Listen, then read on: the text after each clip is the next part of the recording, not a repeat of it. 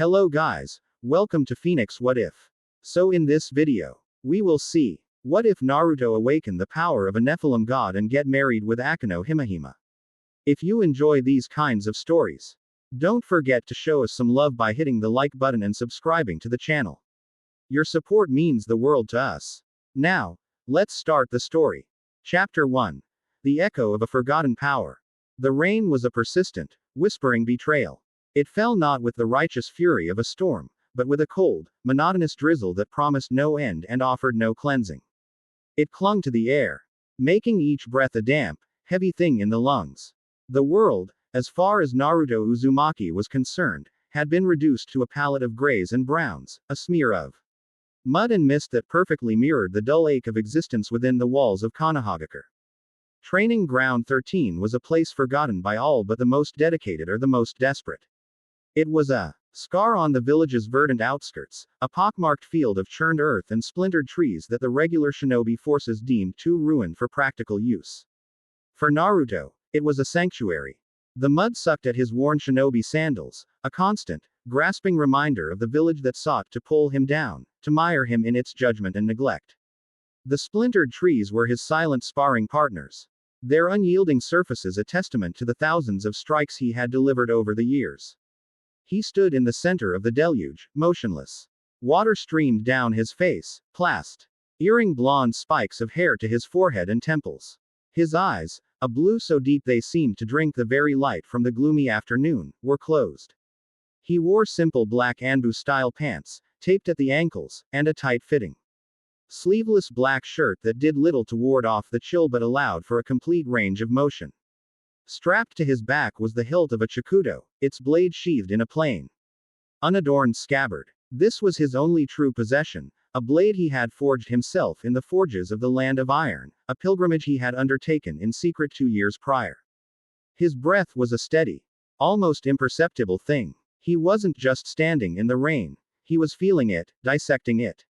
He felt the impact of each individual droplet on his skin, tracked its path as it trickled down his arms and chest. He felt the subtle shifts in the wind that carried the rain, the minute changes in atmospheric pressure. He was expanding his senses, pushing his awareness beyond the flimsy confines of his physical body. This was his training, a meditative state that honed his perception to a razor's edge. Chakra, the lifeblood of his world, was a river flowing through and around him. He could feel the thrum of it in the earth beneath his feet, the faint, sleeping signatures of the village miles away, the vibrant, untamed energy of the forest that bordered the training ground. A flicker. It was almost nothing. A disturbance in the symphony of the rain, a discordant note so faint a Hyuga might have missed it. To Naruto's expanded senses, it was a thunderclap. His eyes snapped open. The world flooded back in with sharp, brutal clarity. There was no wasted motion, no theatrical preparation. One moment he was a statue in the rain, the next he was a blur of motion. His right hand shot back, grasping the hilt of his chakudo. The whisper of steel leaving the scabbard was devoured by the sound of the rain. 5 figures melted out of the gray landscape. They wore the stark white cloaks and blank, animal-faced porcelain masks of the Anbu. But there was a coldness to them, a deadness in their chakra that spoke of something other. Root. Danzo's private army of emotionless puppets. They moved with an unnatural synchronicity, their feet making no sound on the sodden earth. 4 fanned out, creating a perfect perimeter, sealing off any possible escape route. The 5th, wearing the mask of a weasel, charged forward, a tanto held in a reverse grip. Naruto met the charge not with brute force, but with a fluid redirection. He pivoted on his left foot, letting the weasel's momentum carry him past. His own blade, humming with a thin, invisible layer of wind-natured chakra, traced a silver arc through the rain. It wasn't aimed to kill, but to disarm. The weasel, however, was no ordinary shinobi. It twisted its body in a gravity-defying contortion, the tanto in its hand shifting to parry. Sparks flew as steel met steel, a brief, violent flash in the gloom. The force of the impact was immense, a testament to the physical conditioning of the root agent. Naruto didn't resist it. He allowed the force to spin him around, using the momentum to transition seamlessly into a low sweep with his leg. The weasel leapt, clearing the sweep with acrobatic grace. But the sweep was a feint. While in the air, the weasel was vulnerable. Naruto's left hand, which had been resting at his side, flashed through a series of one-handed seals. Futon. Shinkugyoku, wind release. Vacuum sphere. Not a giant, destructive blast, but a series of small, almost invisible bullets of compressed air. They were silent, deadly, and precise. The weasel twisted again, its cloak flaring as it deflected two of the spheres with its tanto. A third grazed its shoulder, tearing the fabric and drawing a thin line of blood. It landed silently, immediately falling back into a defensive stance. No wasted movement, no sign of pain. The other four moved, not in a clumsy, sequential attack, but in a perfectly coordinated assault. From the right, the one in a fox mask blurred through hand seals. Doden. Tsuchi Kairo, Earth Release, Earth Corridor. The ground beneath Naruto erupted, walls of mud shooting up to cage him in. Simultaneously, from the left, a bear mask slammed its hands on the ground. Doden. Yomi Numa, Earth Release, Swamp of the Underworld. The earth within the newly formed corridor instantly turned to a thick, chakra-sapping bog. Above, the agent in a crow mask was already in the air, a volley of Senbon tipped with a paralytic poison raining down. And behind him, the final agent, a boar, was preparing a long-range ninjutsu, chakra gathering around its hands like a miniature sun. It was a perfectly executed trap, designed to immobilize, disable, and then eliminate. For a genin, it would have been instant death. For a chunin, a hopeless struggle. For the average jonin, a desperate, losing battle.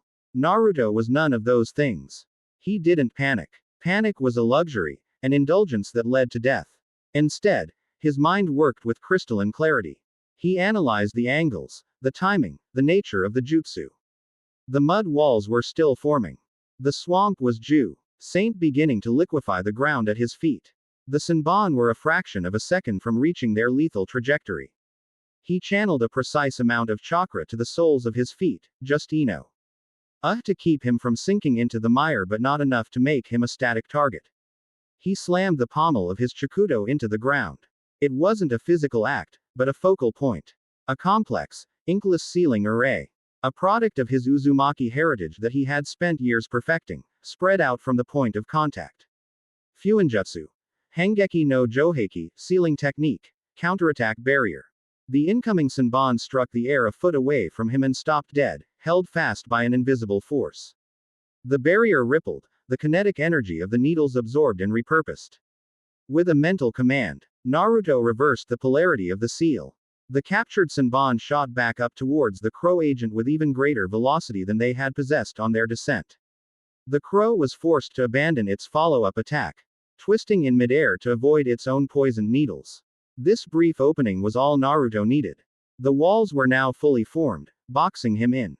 The swamp was at his ankles, its chakra-draining properties beginning to take effect. He sheathed his sword. In the tight confines, the blade was a liability. He clapped his hands together, the sound sharp and definitive. Age Bunshin no Jutsu, Shadow Clone Technique. Not one clone, or a dozen, or 100. Just two. They appeared on either side of him, perfect duplicates. One clone immediately dropped to its hands, pressing them into the mud. The other began a series of complex hand seals. The original Naruto focused on the boar-masked agent outside the prison of Earth. He could feel the buildup of chakra, the searing heat of the impending jutsu. It was a fire-style technique, designed to turn his earthen cage into a kiln. The clone on the ground finished its work. Doden. Doryu Heki, Earth Release, Earth-style wall. It didn't create a new wall. Instead, it manipulated the very walls that imprisoned them. A thick, reinforced layer of rock erupted from the inner surface of the boar's side of the prison, enforcing it just as the fire jutsu struck. Kaden. Goka Mekyaku, Fire Release. Great Fire Annihilation. A tidal wave of incandescent flame washed over the earthen prison. The heat was immense, instantly vaporizing the rain around it, turning the mud to glass. Inside, the reinforced wall glowed cherry red, but it held. The temperature soared, the air becoming a suffocating blanket of heat. The second clone completed its seals. Sweden. Daibakufu no Jutsu, Water Release. Great Waterfall Technique.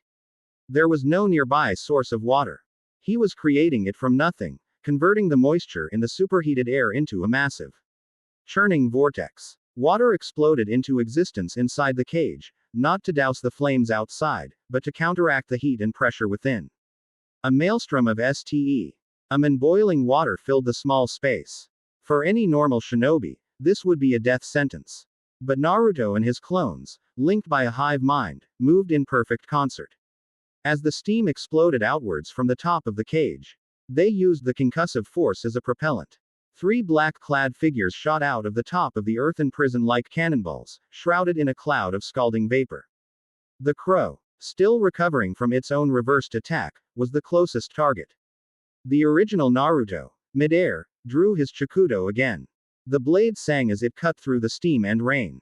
The crow brought its own blade up to block. But Naruto's attack was a feint. He twisted, his body a fulcrum, and slammed a Rasengan, formed in a fraction of a second in his left hand, into the agent's chest. There was no grand explosion. This was a refined Rasengan, a compressed sphere of pure chakra designed for internal damage. The porcelain mask cracked. The agent's body went limp, its chakra signature extinguished. It fell from the sky. A broken puppet whose strings had been cut. He landed in a crouch, his sword held ready. 1 down. 4 to go. His clones engaged the fox and the bear. They were extensions of his will, fighting with the same fluid efficiency. Punches and kicks were exchanged in a blur of motion, the sound of their impacts sharp and brutal against the drone of the rain. The weasel and the boar came at him together. They had seen his prowess and knew that single combat was a fool's errand. They moved like a well-oiled machine, the weasel a whirlwind of close-quarters strikes. The boar providing covering fire with precise, deadly shuriken. Naruto became a phantom. He flowed around their attacks, his Chikudo a flickering extension of his arm. He parried, dodged, and redirected, never meeting force with force, but always using their momentum against them. It was a dance of death in the mud and rain, a ballet of lethal precision. He felt a sharp sting in his side and grunted. The boar had gotten through his defense with a shuriken.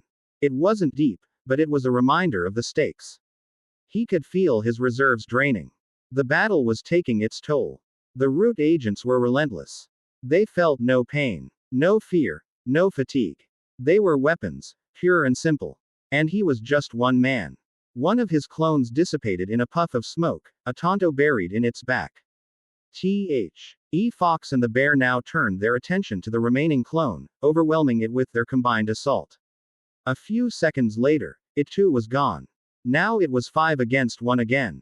The fallen crow was irrelevant. The remaining 4 closed in, their dead, masked gazes fixed on him. They had tested him, measured him. Now, the time for games was over. They attacked as one. Naruto met them with a grim resolve. He fought like a cornered animal, every move economical, every strike intended to maim or kill. He ducked under a sword swing from the weasel, driving his elbow into the fox's throat. He spun away from a leg sweep from the bear, throwing a spread of kunai to force the boar back. But they were too many. Too coordinated. The bear grappled him from behind, its arms like steel bands. The fox drove a fist into his gut, forcing the air from his lungs. The boar appeared before him, a single, deliberate hand seal formed. Raiden. Shichu Shibari, lightning release. 4-pillar bind. Foe. Massive pillars of rock erupted around him. Electricity arced between them, creating a cage of pure lightning that contracted, searing his flesh. He screamed, his muscles locking up, the smell of ozone and burnt hair filling his nostrils. Through the haze of agony, he saw the weasel approaching. It moved with a slow, deliberate pace. Its mission was almost complete. It raised its Tonto, the blade gleaming even in the dim light. It was aiming for his heart, a clean, efficient end. This was it. The end of the line. 16 years of being spat on, ignored, and hated, only to die in a muddy fight. LD at the hands of his own village's shadow warriors. A bitter, ironic chuckle escaped his lips, turning into a bloody cough. He thought of the old man, Hiruzen, who had offered platitudes but never protection. He thought of his so-called comrades, who saw him as a monster or a joke. He thought of the entire village, a place he had once, foolishly, wanted to protect. A deep, primal rage began to well up from the depths of his soul. It was a rage born of a lifetime of betrayal. A rage against his fate. A rage against the world that had cast him out before he had even had a chance to belong. He would not die here. He would not die a dog in the mud. As the weasel's tanto began its descent, something inside Naruto shattered. It was a dam, a seal not of chakra, but of blood and soul, a barrier that had kept his true nature dormant for 16 years. The rage was the key, the pain was the catalyst. The world went white. Then, it exploded in a torrent of gold and violet. It was not chakra. It was something older, something more fundamental. It was the raw power of creation and destruction, a force that bent the laws of reality to its will. A pillar of coruscating energy erupted from Naruto's body, vaporizing the lightning cage, shattering the stone pillars, and flinging the root agents away like ragdolls. The rain turned to steam, hissing as it touched the incandescent column of light. The ground buckled and melted. The very air screamed as it was torn asunder. The weasel, caught closest to the blast, was simply erased from existence. Its mask, its cloak, its body, all turned to dust in a fraction of a second. The other three were not so lucky. They were caught in the expanding shockwave of pure power. The golden light, imbued with a celestial, holy energy, scoured their bodies, burning away the dark, artificial chakra that animated them. The violet energy, a manifestation of the void, of shadow and demonic power, tore at their souls, unmaking them on a conceptual level. EY didn't even have time to scream before they were annihilated. Naruto floated in the center of the cataclysm, his head thrown back, a silent scream locked in his throat. His body was a conduit for an impossible power. Golden wings, woven from pure light, erupted from his back, each feather a sliver of solidified starlight. Simultaneously, wings of pure, abyssal darkness, shot through with veins of violet energy. Unfurled alongside them, 6 wings in total, 3 of angelic light, 3 of demonic shadow. His wounds healed in an instant. His hair, once sun blonde, was now streaked with threads of pure white and obsidian black. On his forehead, a complex, golden sigil burned itself into existence. Power, ancient and terrible and beautiful, poured through him. Memories not his own flooded his mind. Of a war in the heavens. Of a love between an angel and a human, of a lineage thought long lost. He was Uzumaki. He was Namikaze. But he was something more. He was a Nephilim. The raw, untamed power was too much for the world to handle.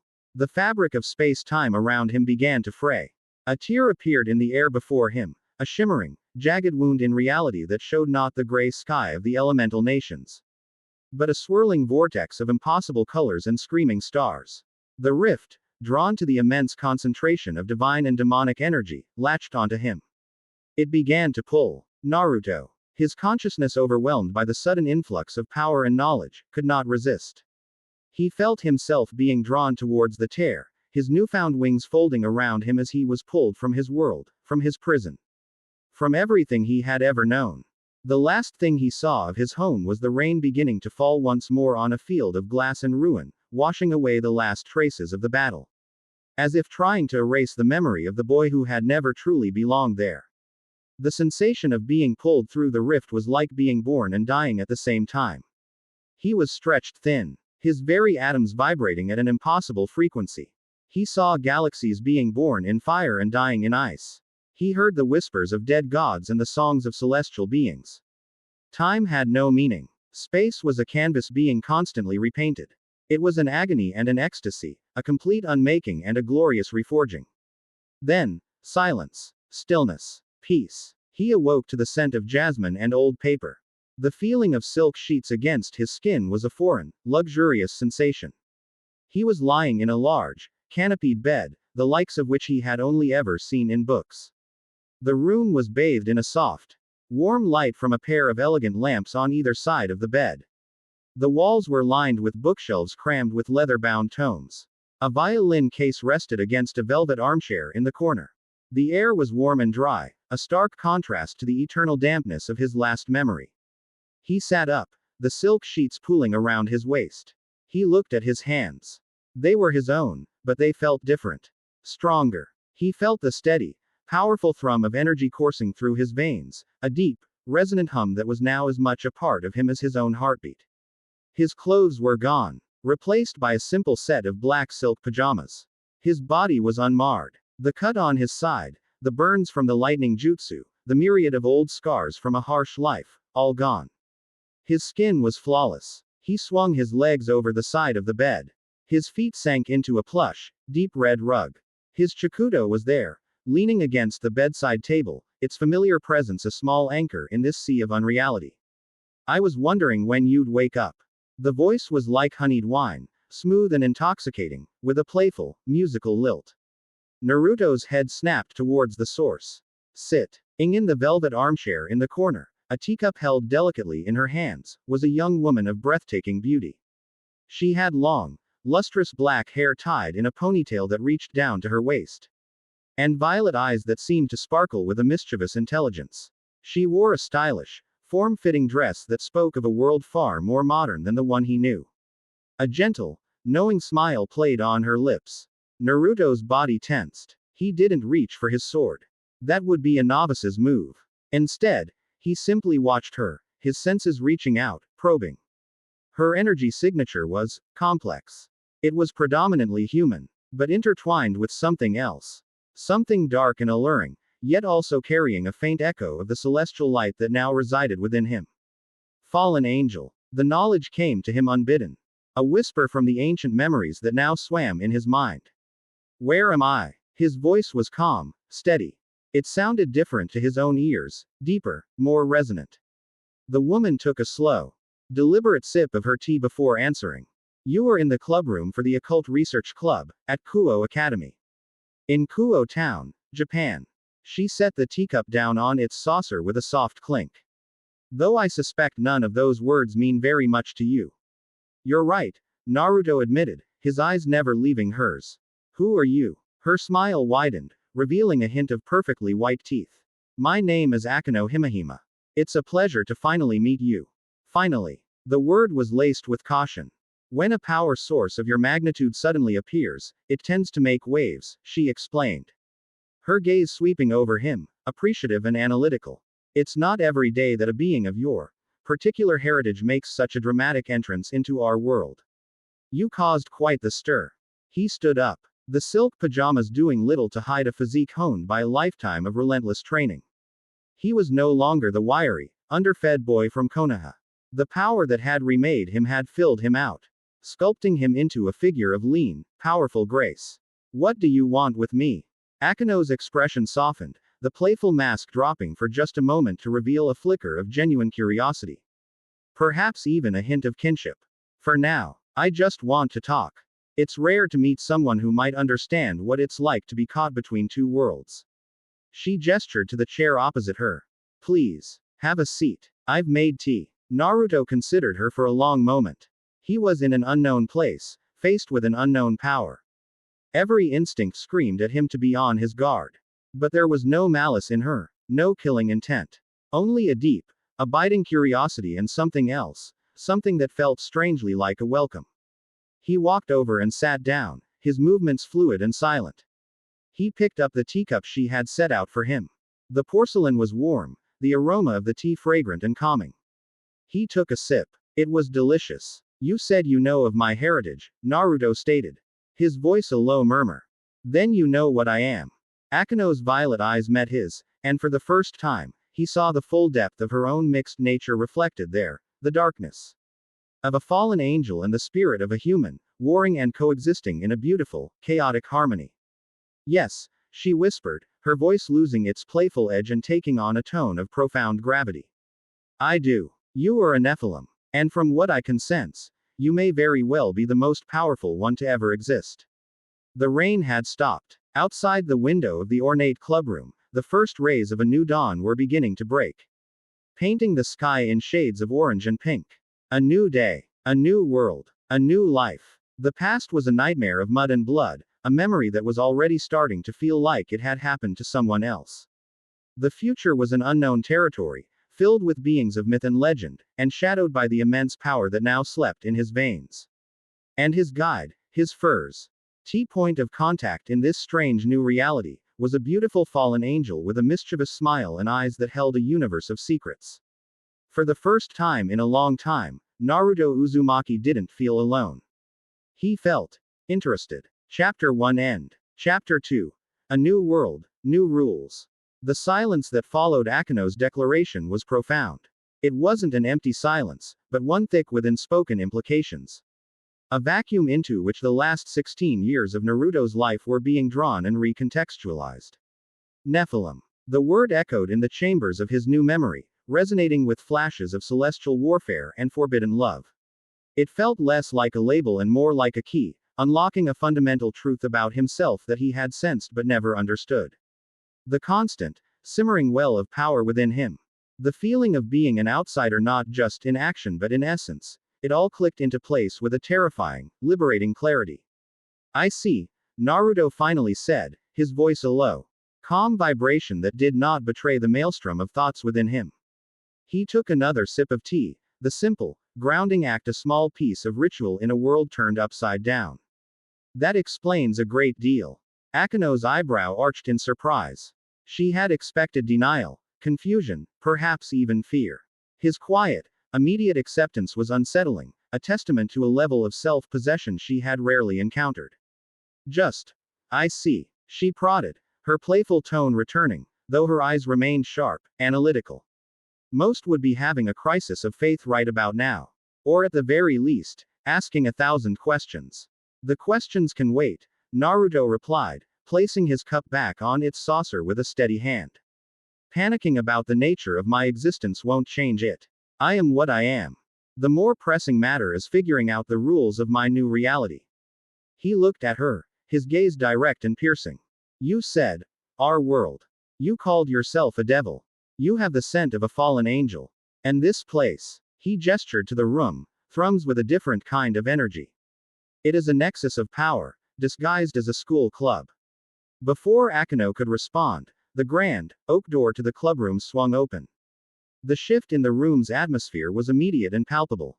The ambient demonic energy, which had been a gentle hum in the background, sharpened into a clear, authoritative presence. Leading the newcomers was a young woman who could only be described as royalty. She possessed a cascade of crimson hair that fell to her thighs, a river of fiery silk that seemed to defy gravity. Her eyes were a striking blue-green, filled with an aristocratic confidence that bordered on arrogance. She wore the Kuo Academy uniform, but on her, it looked less like a schoolgirl's attire and more like the raiment of a queen. Her power was a palpable force, a crimson aura that was both immense and finely controlled. This, Naruto deduced, was the master of this domain. Flanking her were 3 others. A handsome blonde youth with a friendly, princely smile and the energy of a finely honed sword. A petite, white-haired girl with a stoic, almost emotionless expression, whose small frame contained a surprising reservoir of raw, physical power, and a brown-haired boy who radiated a nervous, perverted energy that was so jarringly out of place it was almost comical. The last one was clutching a small, red gauntlet on his left arm, from which a powerful, draconic signature emanated, though it felt dormant and poorly integrated with its host. Akeno, the crimson-haired woman said, her voice smooth and commanding. It seems our guest is awake. And you've already started the party without me. Her eyes fell upon Naruto, and for a fraction of a second, her regal composure flickered. She was seeing him not just as a person, but as a maelstrom of energies she couldn't possibly comprehend. The chaotic, yet perfectly balanced, fusion of holy and unholy power that radiated from him was an affront to every law of magic she knew. My apologies, President, Akeno said, rising from her chair with a graceful bow. He was such an interesting conversationalist, I lost track of time. The president, Rias Grimori. The name surfaced from Akeno's earlier words, strode into the room, her gaze never leaving Naruto. I am Rias Grimori. This is my peerage. Kiba Yuto, my knight. The blonde boy gave a small, courteous bow. Kaneko Tuju, my rook. The small girl gave a curt nod. And Issei Hyodo, my pawn. The perverted boy flinched and managed a clumsy, intimidated wave. Naruto remained seated, his posture relaxed but alert. He inclined his head slightly. Naruto Uzumaki. He offered no title, no explanation. He was simply himself. This subtle refusal to be categorized seemed to throw Rias off her rhythm. Naruto Uzumaki, she repeated, tasting the name. You are a long way from home. Akeno has informed me of the circumstances of your arrival. A being of immense power, tearing a hole through the fabric of reality itself. We have never seen anything like it. She came to a stop before him, positioning herself so that he had to look up at her. It was a classic power play, meant to establish dominance. Naruto, however, simply met her gaze, his expression unreadable. I have an offer for you, Naruto Uzumaki, Rias continued, her voice taking on a persuasive, almost hypnotic tone. You are alone in a world you do not understand. You are powerful, yes, but that power will make you a target. Devils, fallen angels, all three factions will be vying to either control you or destroy you. You need allies. You need protection. She paused, letting her words sink in. I am offering you a place. A purpose. I am offering you a new life, as a member of my family. She presented her hand, as if expecting him to kiss a royal signet ring. I am offering you the chance to be reborn as a devil, to serve the house of Grimoire as a member of my peerage. Issei gasped. Kiba's eyes widened slightly. Kaniko's deadpan expression remained, but Naruto could feel a flicker of shock in her energy. To offer a full reincarnation to a complete unknown, even one this powerful, was an unprecedented move. Naruto listened to the entire speech without interruption. He considered her words, her tone, the intent behind them. She wasn't entirely wrong. He was in a dangerous position. But her offer, cloaked in the language of family and protection, was ultimately a proposition of servitude. A gilded cage was still a cage. He had spent his entire life as a tool for his village, Konoha's Jinchuriki, its pariah. Its secret weapon. He had been a nail to be hammered down, a resource to be controlled. He had died breaking free from that role. He would not, under any circumstances, chain himself to another. No, thank you, he said. The two words, spoken calmly and without a trace of defiance, hung in the air with the weight of a dropped anvil. Rias's smile froze on her face.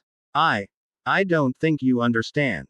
I understand perfectly, Naruto interrupted, his voice still quiet but now imbued with an edge of cold, hard steel.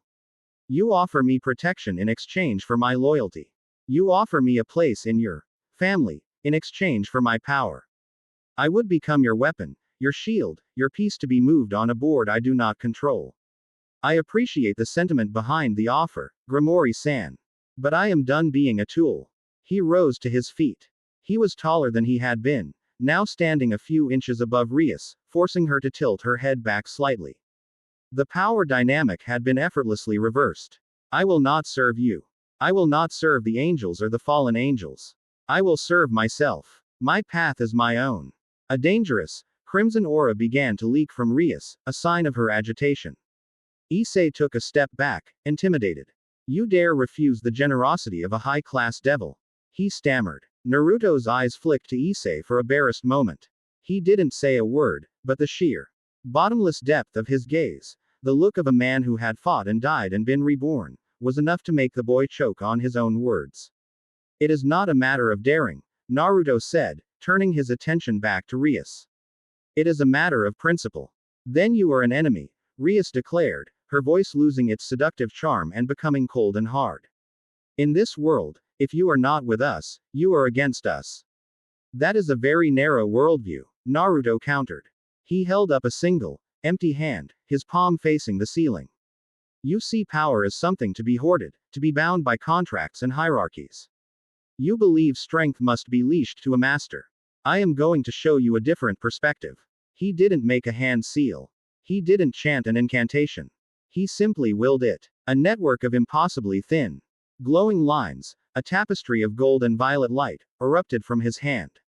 They shot across the room in a nanosecond, spreading across the floor, up the walls, and over the ceiling.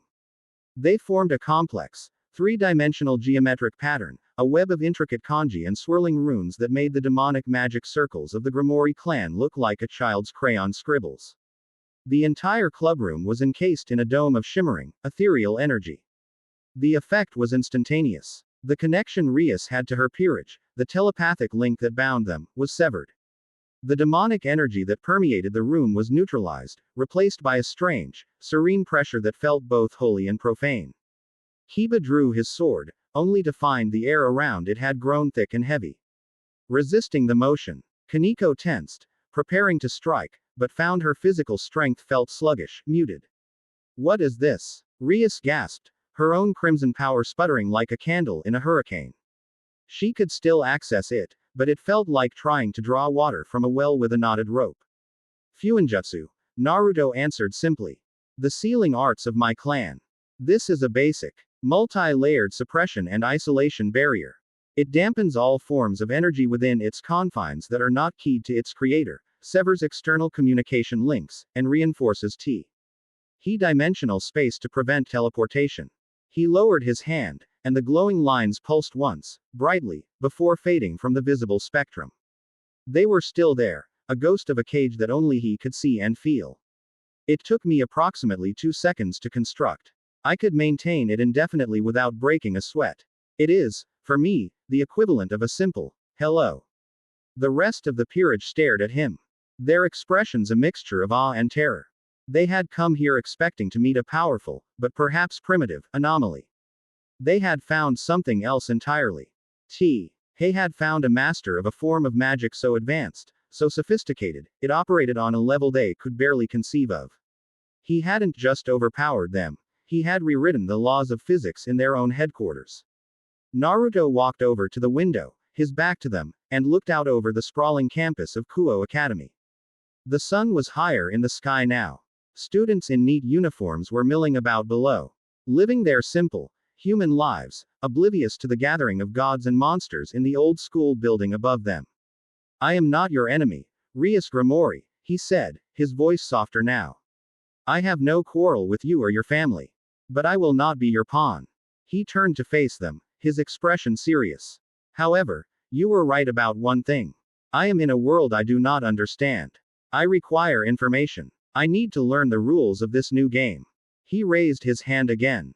With a flick of his wrist, the invisible barrier dissolved into nothingness. The oppressive pressure vanished. Rias and her peerage felt their powers return to them in a rush. So I will offer you a different arrangement, Naruto proposed. Not as master and servant, but as equals. An alliance. I will offer my assistance when your goals and my own align.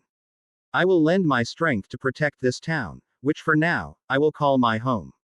In return, you will provide me with the knowledge I seek. You will answer my questions. Teach me of your world, and help me acclimate. A partnership, based on mutual benefit and mutual respect. Rias stared at him, her mind racing. He had completely seized control of the situation. He had refused her, demonstrated a power far beyond her expectations, and then offered her a deal that was, frankly, too good to refuse. To have a being of his caliber as an ally, rather than an enemy, would be a massive boon to the House of Grimori. And what is to stop you from simply taking what you want? She challenged, testing him one last time. My word, Naruto replied. And the simple sincerity in his voice was more binding than any demonic contract. And the fact that I have no interest in ruling anything. I just want to live, free from the chains of others' expectations. A slow smile spread across Rias's face. It was a genuine smile this time, one of respect and intrigue. Very well, Naruto Uzumaki. The House of Grimori accepts your proposal of an alliance. Akeno, who had been watching the entire exchange with a fascinated sparkle in her eyes, stepped forward.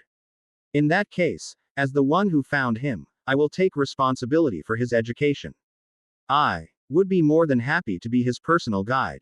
She gave Naruto a sultry wink. I can be a very thorough teacher. Rias nodded. An excellent idea, Akeno. See to it that our new ally has everything he needs. An hour later, Naruto was walking through the bustling streets of Kuo town. The experience was a sensory overload. The world of Konoha, with its dirt roads and wooden buildings, felt like a distant, half-forgotten dream. Here, towering structures of glass and steel scraped the sky. Metal beasts, which Akeno called cars, roared past on black rivers of asphalt.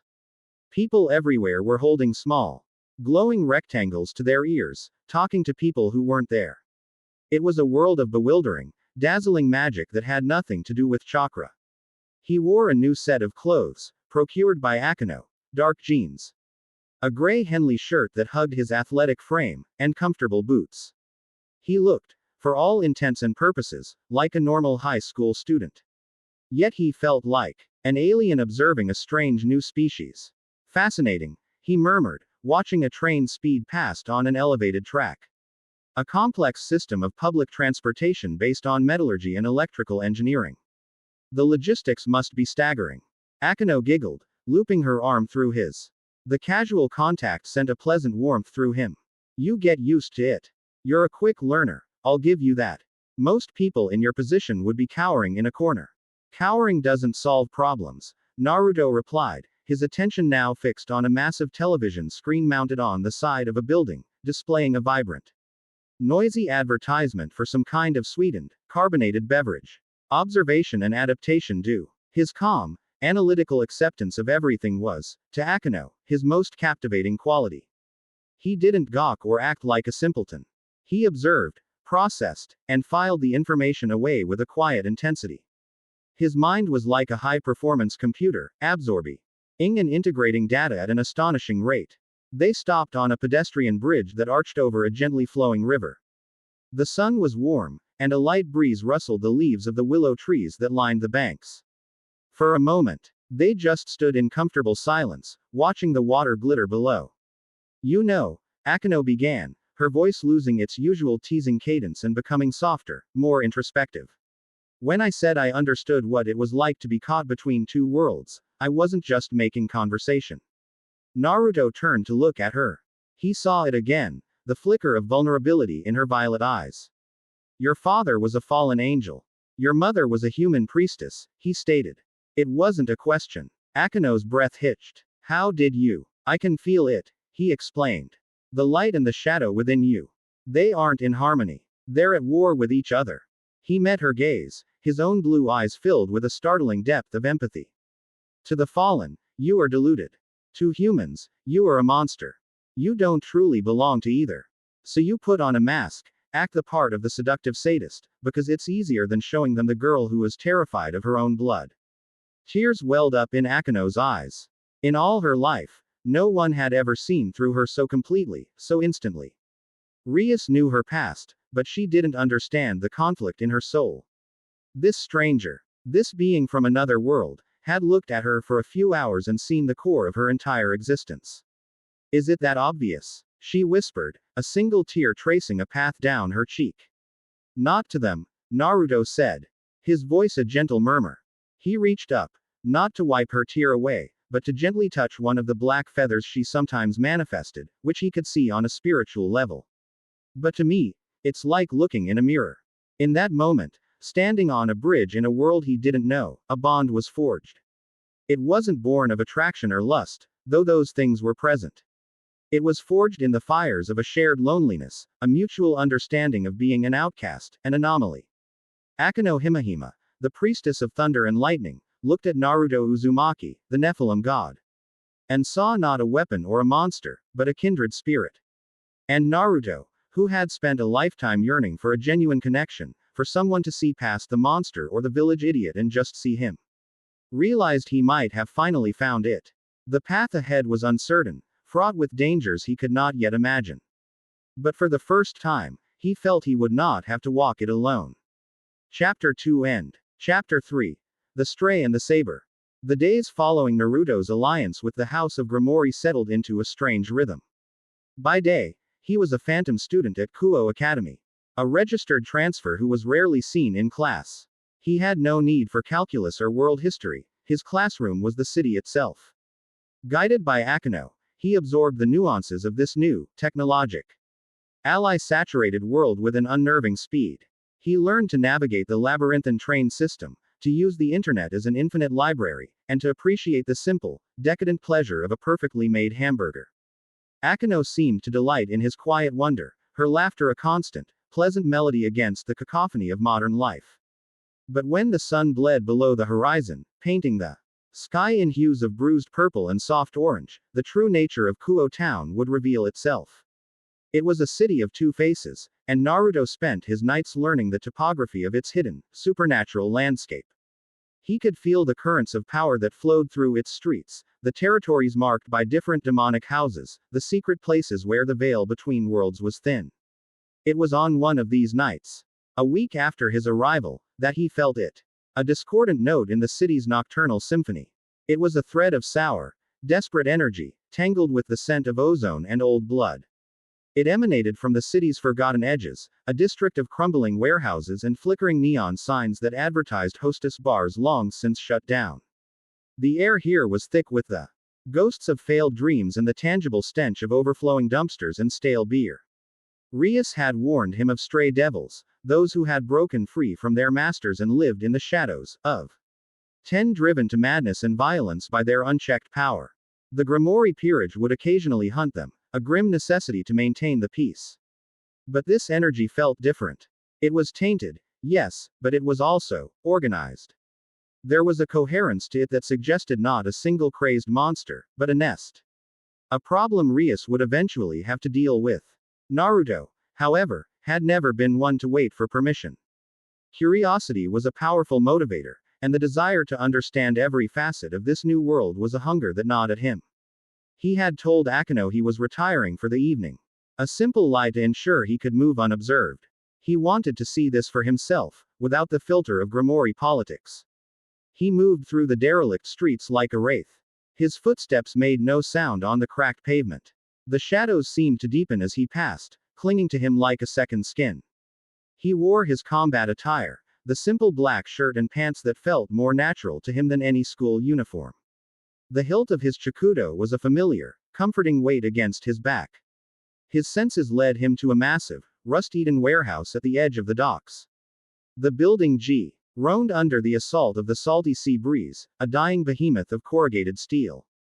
The sour energy was strongest here, a buzzing hive of demonic power that would have been a screaming alarm to any trained exorcist. Naruto didn't use the door. He flowed up the side of the building, his chakra-laced feet finding purchase on the sheer metal surface as easily as if he were walking on flat ground. He settled onto the roof, crouching low, and extended his senses downward. Inside were at least a dozen signatures. Most were weak, frayed at the edges, the kind of power one would expect from low-class strays. But one was different. It was a deep, powerful, and utterly self-assured wellspring of energy, purring like a sleek, powerful engine. It was the queen of this hive. He found a grimy skylight and peered through. The interior of the warehouse was a cavernous space, dimly lit by a few bare, dangling bulbs. The floor was a chaotic mess of discarded crates, old machinery, and what looked like makeshift nests made of rags and scavenged furniture. The strays were a motley collection of twisted forms, their demonic features more pronounced and grotesque than those of Rias's peerage. They were gaunt, their eyes filled with a mixture of fear and feral aggression. They were gathered around their queen. She was lounging atop a stack of crates as if it were a throne, a stark contrast to the squalor around her. She was a woman of stunning, feline grace, with long, glossy black hair and captivating golden eyes with slitted pupils. 2 black cat ears twitched atop her head, and 2 long, elegant black tails swished lazily behind her. She wore a revealing, black and orange kimono that did little to hide her voluptuous figure, exuding an aura of playful, predatory confidence. She held a small, glowing orb of raw magical energy in her hand, idly tossing it up and down. Kuroka, the Nekosho, one of the first SS-class stray devils. The name surfaced in his mind from the detailed briefings Akeno had given him. It's rude to spy, NYA tilde, she called out, her voice a sultry purr that echoed in the vast space. She didn't look up, but one of her tails flicked in the direction of the skylight. Why don't you come down and join the party? We have plenty of misery to share. The other strays startled, snarling and looking around wildly. Kuroka just laughed, a rich, throaty sound. Relax, kittens. He's not with the Grimoire girl or the fallen angels. He's something new. There was no point in subtlety now. Naruto dropped through the skylight, landing in a silent crouch that barely disturbed the dust on the floor. He rose to his full height, his calm blue eyes sweeping over the assembled strays before finally resting on their leader. The feral devils backed away, hissing, instinctively recoiling from the potent, dual-natured aura he possessed. It was like fire and ice to them, a paradox that their demonic senses couldn't properly categorize, and it terrified them. You're well informed, Naruto said, his voice even. Kuroka's grin widened. I make it my business to be informed. A Nephilim of angel and human stock, appearing out of thin air with enough power to make the Satans and the Seraphs lose sleep. You've been the talk of the town, Naruto Uzumaki. She finally looked at him, her golden eyes appraising him from head to toe. They say you turned down the little Grimoire princess. I have to admit, that caught my interest. A boy with that much power who doesn't want a master, that's my kind of man. I'm not looking for a mistress, either, Naruto replied coolly. I'm here about the disappearances. Low-level thugs, drug dealers, the dregs of the human world. No one misses them, but they're still disappearing. Your kittens are getting sloppy. Kuroka's playful demeanor didn't falter. But a dangerous glint entered her eyes. A stray has to eat, Nephilim-kun. The world isn't kind to those of us who've been cast out. We take what we need to survive. Surely you, an outcast yourself, can understand that. I understand survival, Naruto countered.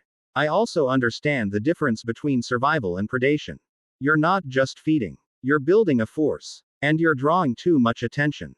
The devils will come for you. The exorcists will follow. Your followers will be slaughtered. And you've come to what? Save us. Lecture us. She scoffed, hopping down from her perch with a cat-like agility. She sauntered towards him, her hips swaying, her tails tracing patterns in the air. I don't need saving. I am Kuroka. I am one of the strongest beings in this world. I will create a place where strays like us can be free, a third faction that answers to no one. A noble goal, Naruto conceded. But your methods are short-sighted. You operate with arrogance, not strategy. You mistake power for strength. That struck a nerve. The air around Kuroka crackled with black and purple energy.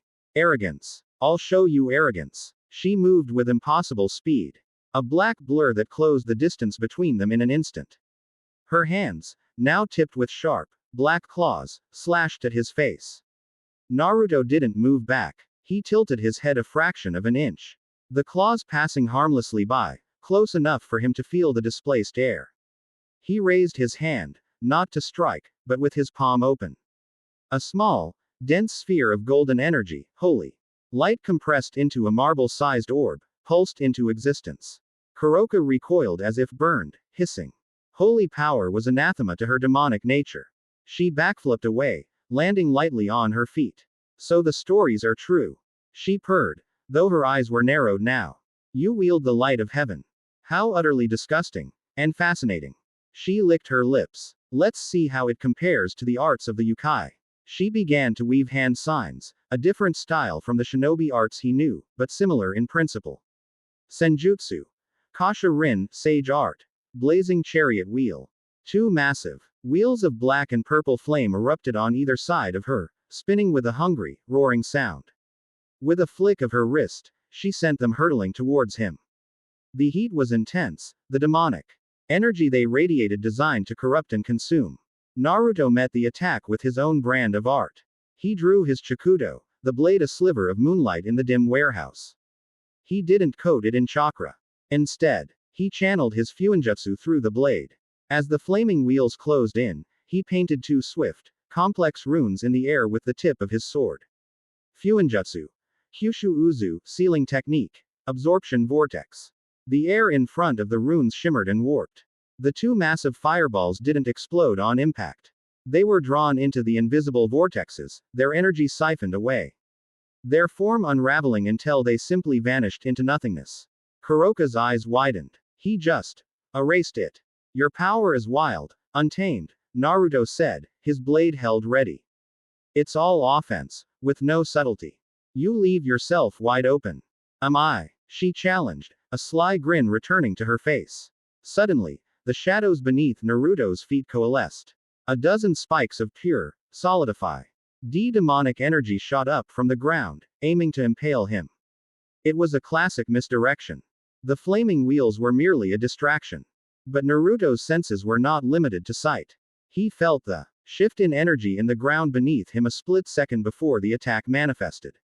He pushed off the balls of his feet, his body spinning into the air as the spikes erupted where he had been standing.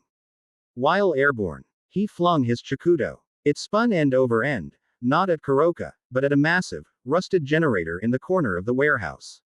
Clang! The blade embedded itself deep into the metal. A pre-set teleportation seal, which he had silently applied to the pommel earlier, activated. He vanished from midair and reappeared instantly beside his sword, pulling it free in a single, fluid motion. He was now behind her. Kuroka spun around, her surprise evident. Teleportation. Just like the Grimoire brat. Similar principle, superior execution, Naruto stated calmly. Their battle had been one of seconds. A high-speed exchange of advanced magic. But it was about to be interrupted. The clash of their immense, conflicting energies, Naruto's balanced Nephilim aura and Kuroka's potent Jutsu, had done more than just rattle the foundations of the warehouse. It had put a strain on the very fabric of the local dimension. A tremor ran through the building, not from the ground, but from the air itself. A high-pitched, whining sound filled the space, and the air between Naruto and Kuroka began to shimmer, like heat haze on a summer road. A crack appeared in reality, a jagged, luminous line of brilliant gold. What is this? Kuroka hissed, taking a step back, her battle forgotten. The energy pouring from the rift was utterly alien to her. Naruto felt it too. It was a surge of pure, refined power.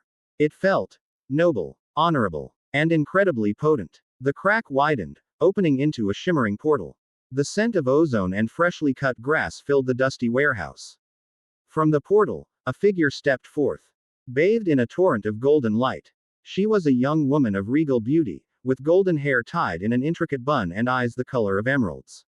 She was clad in a magnificent suit of shining silver armor, intricately detailed with blue cloth. Her presence was overwhelming, a beacon of heroic spirit and unwavering resolve. In her invisible hands, she held a magnificent sword, concealed by a whirlwind of air. She was a warrior from a bygone era, a king of knights pulled from the stream of time. Artoria Pendragon. Saber. Her emerald eyes surveyed the scene with tactical precision. She saw the cowering, monstrous strays. She saw the powerful cat demon radiating demonic energy. And she saw the young man who stood between them, a being who reeked of both the holy and the profane. A paradox that her instincts screamed was unnatural. Her summoning had been a chaotic, violent wrenching from her own time. She had no master, no context. All she had was her code. And her code was clear. Abominations, she declared, her voice ringing with the authority of a king. It was a voice that had commanded armies and decided the fate of a nation. I know not by what foul sorcery I have been brought to this era. But I will not suffer your existence. State your true names, that I may grant you a warrior's death. Her focus was primarily on Kuroka, the most overtly demonic presence. A wave of pure, divine energy, the pressure of a holy sword wielder, washed over the room. The lesser strays shrieked and scrambled back, shielding their eyes from her radiant aura. Kuroka, for the first time, looked genuinely concerned. The power this new arrival was emitting was on a completely different level. It was the pure, concentrated nemesis of her kind. But then Saber's gaze shifted to Naruto. And you, she said, her eyes narrowing, you stand as a blasphemy, a fusion of light and dark. You will be the first to be purged. Without another word, she charged. She moved with the force of a comet. The ground cracking beneath her armored feet. Her invisible sword swung in a wide, devastating arc aimed at Naruto's neck. Kuroka saw her chance. With the two powerful intruders focused on each other, she could make her escape. She began to gather her energy for a teleportation spell. Naruto's mind was a whirlwind of calculations. He could fight this new warrior. He was confident he could win. But to what end? She was not evil. Her spirit, her soul, shone with the brilliant light of a true hero. She was simply misguided, acting on the limited information her senses were giving her. And if he fought her, Kuroka and her strays would escape, and he would have made a powerful, honorable enemy for no reason. This chaotic situation required not overwhelming force, but surgical precision. He met Saber's charge. He didn't try to block the invisible sword. Instead, he dropped low, the wind from her strike whistling over his head, and slammed his open palm onto the concrete floor. Fuinjutsu. Rengoku no Kabe, Sealing Technique. Purgatory Walls. 3 translucent, shimmering walls of golden energy erupted from the floor. One shot up between him and Saber, halting her forward momentum as she crashed into the unyielding barrier. The second erupted between him and Kuroka, cutting off her line of sight and disrupting her teleportation spell. The third wall appeared behind Kuroka, boxing her in with her terrified followers. He had separated all three parties in less than a second. Cease this pointless aggression. Naruto's voice boomed, amplified by the energy of the seals. It was a tone of pure command. One that brooked no argument. Saber struck the barrier with her sword, the impact creating a deafening boom and sending spiderweb cracks across its surface, but it held. Release me, foul creature. I will not be caged. You are a heroic spirit, are you not? A saber-class servant. Naruto called out, the knowledge flowing to him from his Nephilim consciousness. Then act with the honor of a knight, not the blind rage of a berserker.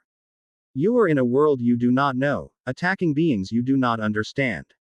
Observe before you condemn. To prove his point, he let a small amount of his pure, holy energy flow into the barrier she was striking. She felt the familiar, divine resonance and faltered, her expression clouding with confusion.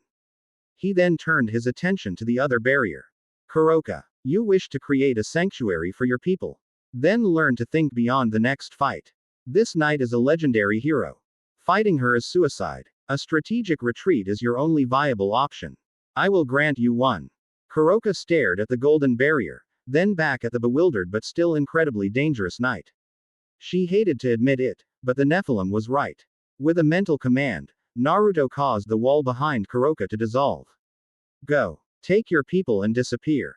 Learn subtlety. Get stronger. If we meet again, I hope it is under better circumstances. Kuroka hesitated for only a second. You're an interesting one, Nephilim-kun, she said, her voice carrying through the remaining barrier. I'll take your advice. For now. With a wave of her hand, she and her entire contingent of strays vanished into a swirl of black mist. Now, it was just Naruto and the knight. He let the final barrier between them dissolve. Saber stood panting slightly, her guard still up. Her invisible sword held at the ready. Her eyes were filled with suspicion and confusion. You let the demon escape. And you wield holy power. What are you? My name is Naruto Uzumaki, he said, sheathing his chikudo as a sign of peace. I am neither angel nor devil. As for what I am, that is a long story. You have been forcibly summoned into a new era, King of Knights. You are untethered, without a master to anchor you. You are an anomaly, just like me. He met her emerald gaze, his own eyes holding no malice, only a calm, weary understanding. Right now, you are my responsibility. I am the reason you are here.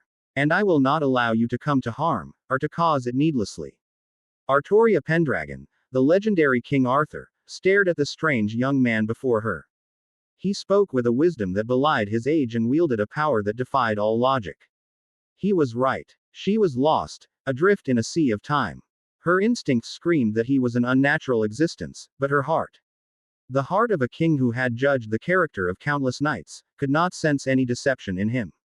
He had shown mercy to his enemy and had treated her with a strange, commanding respect.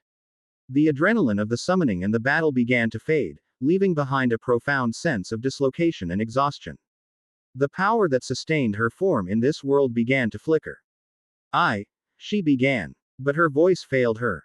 The world tilted, her vision swam, and for the first time since the Battle of Camlin, the invincible King of Knights faltered, her armored form swaying as the cost of her violent arrival finally came due. Chapter 3 End. Chapter 4. A Dance of Ice and Fire. The silence in the wake of Kuroka's departure was heavy and absolute. The only sounds we the distant moan of a foghorn from the docks and the soft, almost imperceptible hum of the lingering dimensional energy. Naruto stood over the collapsed form of Artoria Pendragon, his mind a quiet whirlwind of analysis and contingency planning. The situation had escalated and resolved with a speed that would have given lesser men whiplash, but for Naruto, it was simply a new set of variables to be processed. He knelt, his movements economical and precise. He gently took Artoria's wrist. Her gauntlet was cold, like metal left out in a winter night. Her pulse, however, was strong and steady. A testament to the robust spiritual core of a heroic spirit. She was not injured, merely exhausted. The violent, cross-dimensional summoning, followed immediately by a confrontation with two beings of immense power, had drained her reserves of prana, or mana, as this world called it, to a critical level. Her physical form, a construct of pure energy, was struggling to maintain its integrity. With a light touch, he ran his fingers over her armor. It was a masterpiece of craftsmanship, imbued with a powerful, protective enchantment. But it was also incredibly heavy. He needed to move her to a more secure location. And carrying a woman in full plate mail through the streets of Kuo, even at night, was a recipe for unwanted attention. Release, he murmured, channeling a minuscule thread of his own energy, the golden, holy aspect, into the armor's enchantments. He didn't try to force it, but to gently persuade it, speaking to the magic in its own language. The armor seemed to recognize a kindred, holy signature. With a soft chime of releasing locks and a shimmer of blue light, the intricate plates of steel dematerialized, flowing into particles of light that were absorbed back into her body. She was now clad in a simple but elegant blue and white dress, the attire she wore beneath her armor. It made the task of carrying her significantly easier. He sheathed his chakudo and carefully scooped her into his arms. She was lighter than he expected, yet possessed a density that spoke of her coiled, warrior's strength. Her head rested against his shoulder, her golden hair, now freed from its intricate bun, spilling over his arm like spun moonlight. For a moment, he paused, studying the face of the legendary King of Knights. In sleep, the stern, regal mask was gone, replaced by a look of profound weariness. She was not just a hero from a story, she was a person, burdened by a crown and a fate she had never asked for. He felt a pang of sympathy for her, another soul unmoored from her proper time and place. He chose the Occult Research Club as his destination. It was a nexus of power he was familiar with and, thanks to his Fuinjutsu demonstration, a place where he could operate without being disturbed. Moving through the sleeping city, he was less a man walking and more a shadow flowing. He kept to the rooftops, his movements utterly silent, the sleeping form in his arms held securely against his chest. The clubroom was dark and quiet when he arrived, a silent testament to the drama that had unfolded there just a few days prior. He bypassed the main doors, entering through a second-story window he opened with a flicker of wind-natured chakra. He gently laid Artoria down on one of the plush velvet couches, taking a moment to ensure she was comfortable before turning his attention to the more pressing matter. The dimensional fabric of the world felt raw, scarred. Artoria's summoning was not the cause, but a symptom of a larger illness. He closed his eyes, extending his senses, not just across the city, but deeper. He followed the faint, lingering trail of the energy that had pulled her here. It wasn't the chaotic tearing he had created upon his own arrival. This was different. It was deliberate. It was a hook, cast into the sea of realities, baited with a specific resonance designed to attract powerful, honorable warriors. It was a hunt. I had a feeling I might find you here. Akeno's voice, a low, concerned murmur, came from the doorway. She was silhouetted against the faint light of the hallway, her school uniform exchanged for a simple black dress. He had obviously sensed him returning to the club, her own perception far more acute than he had initially given her credit for. I didn't mean to alarm you, Naruto said, turning to face her. Her violet eyes flicked from him to the sleeping form of Artoria on the couch, and her eyebrows shot up. My, Naruto-kun. It's only been a week, and you're already bringing home stray knights. I knew you were impressive. But this is a whole new level of acquisition. Her tone was light and teasing, but her gaze was sharp, missing nothing. She could feel the immense, noble power radiating from the sleeping woman. It's not what it looks like, he replied, a hint of wry amusement touching his lips. It was strange, but Akeno's playful banter was a comforting point of normalcy in the escalating madness of his new life. She's the symptom, not the disease. Something, or someone, is actively pulling beings from other worlds into this one.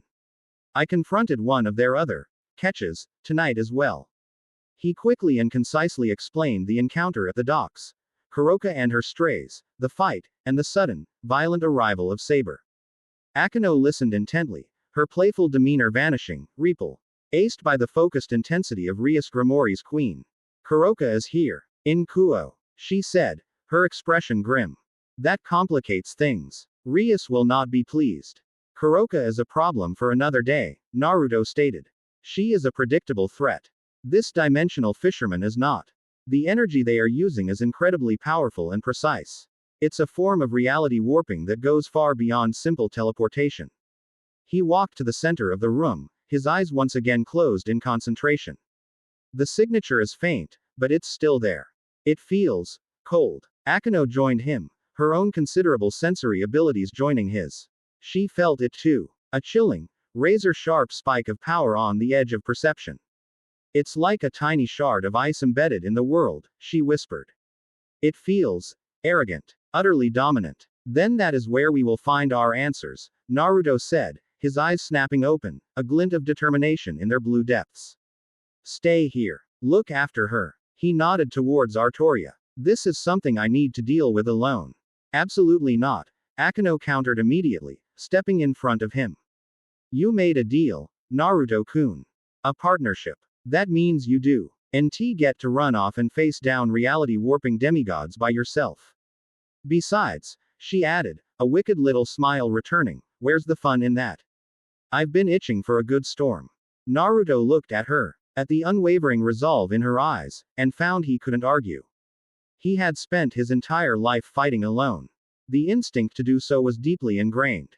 But the very idea of an alliance was to break that instinct. He gave a slight, almost imperceptible nod. Very well. But we do this my way. Subtly. We observe first, engage later. My favorite kind of foreplay, she purred. Together. They focused on the chilling signature.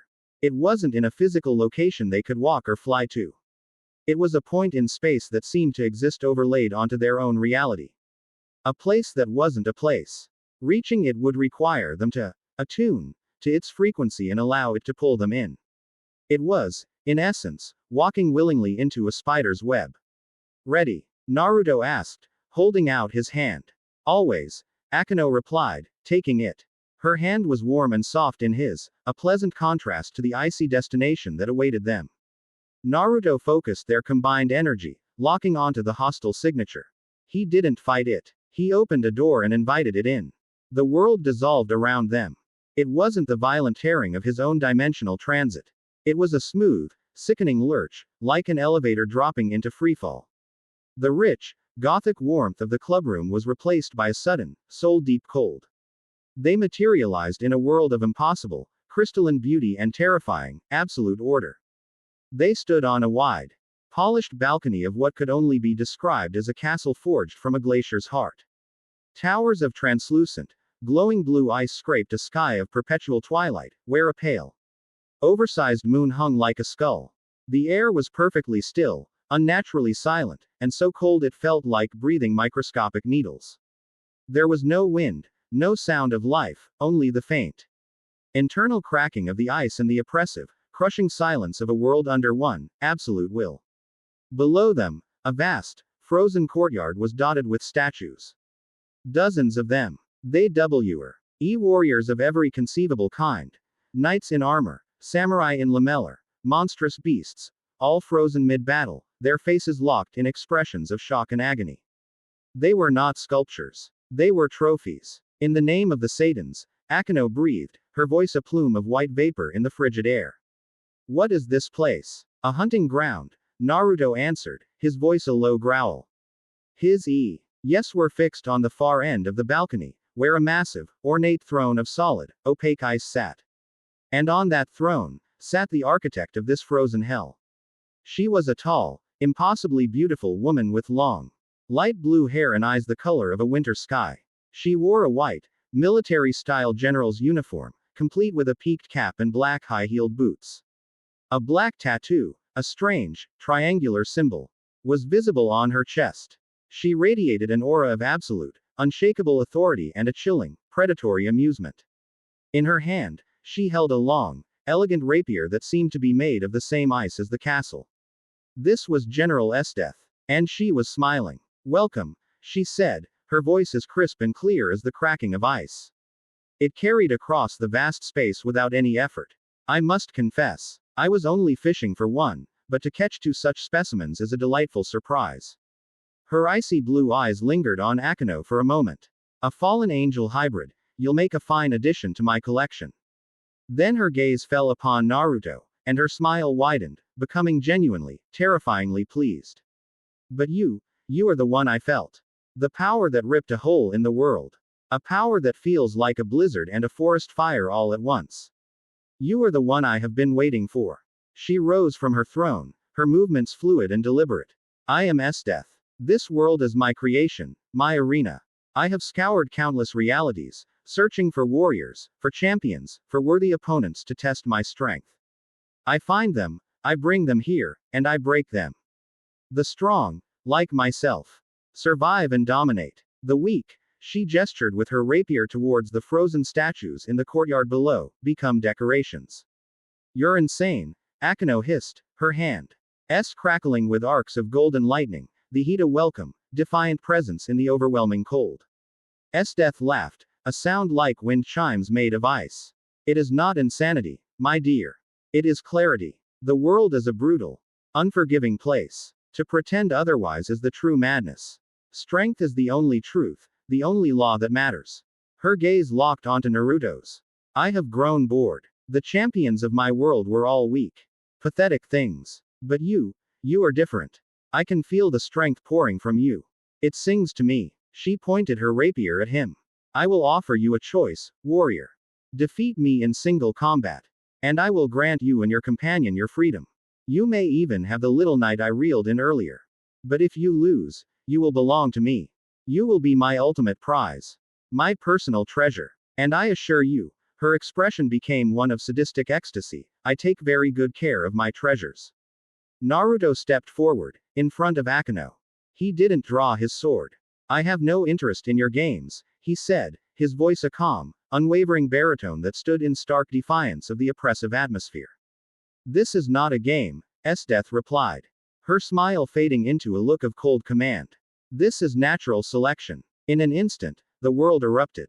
The polished ice floor beneath Naruto's feet exploded upwards, forming a cage of massive, razor-sharp spikes. Simultaneously, the very air around him began to freeze, a localized, absolute zero blizzard designed to snap freeze him solid. Akeno screamed his name, unleashing a massive bolt of lightning at Esdeath.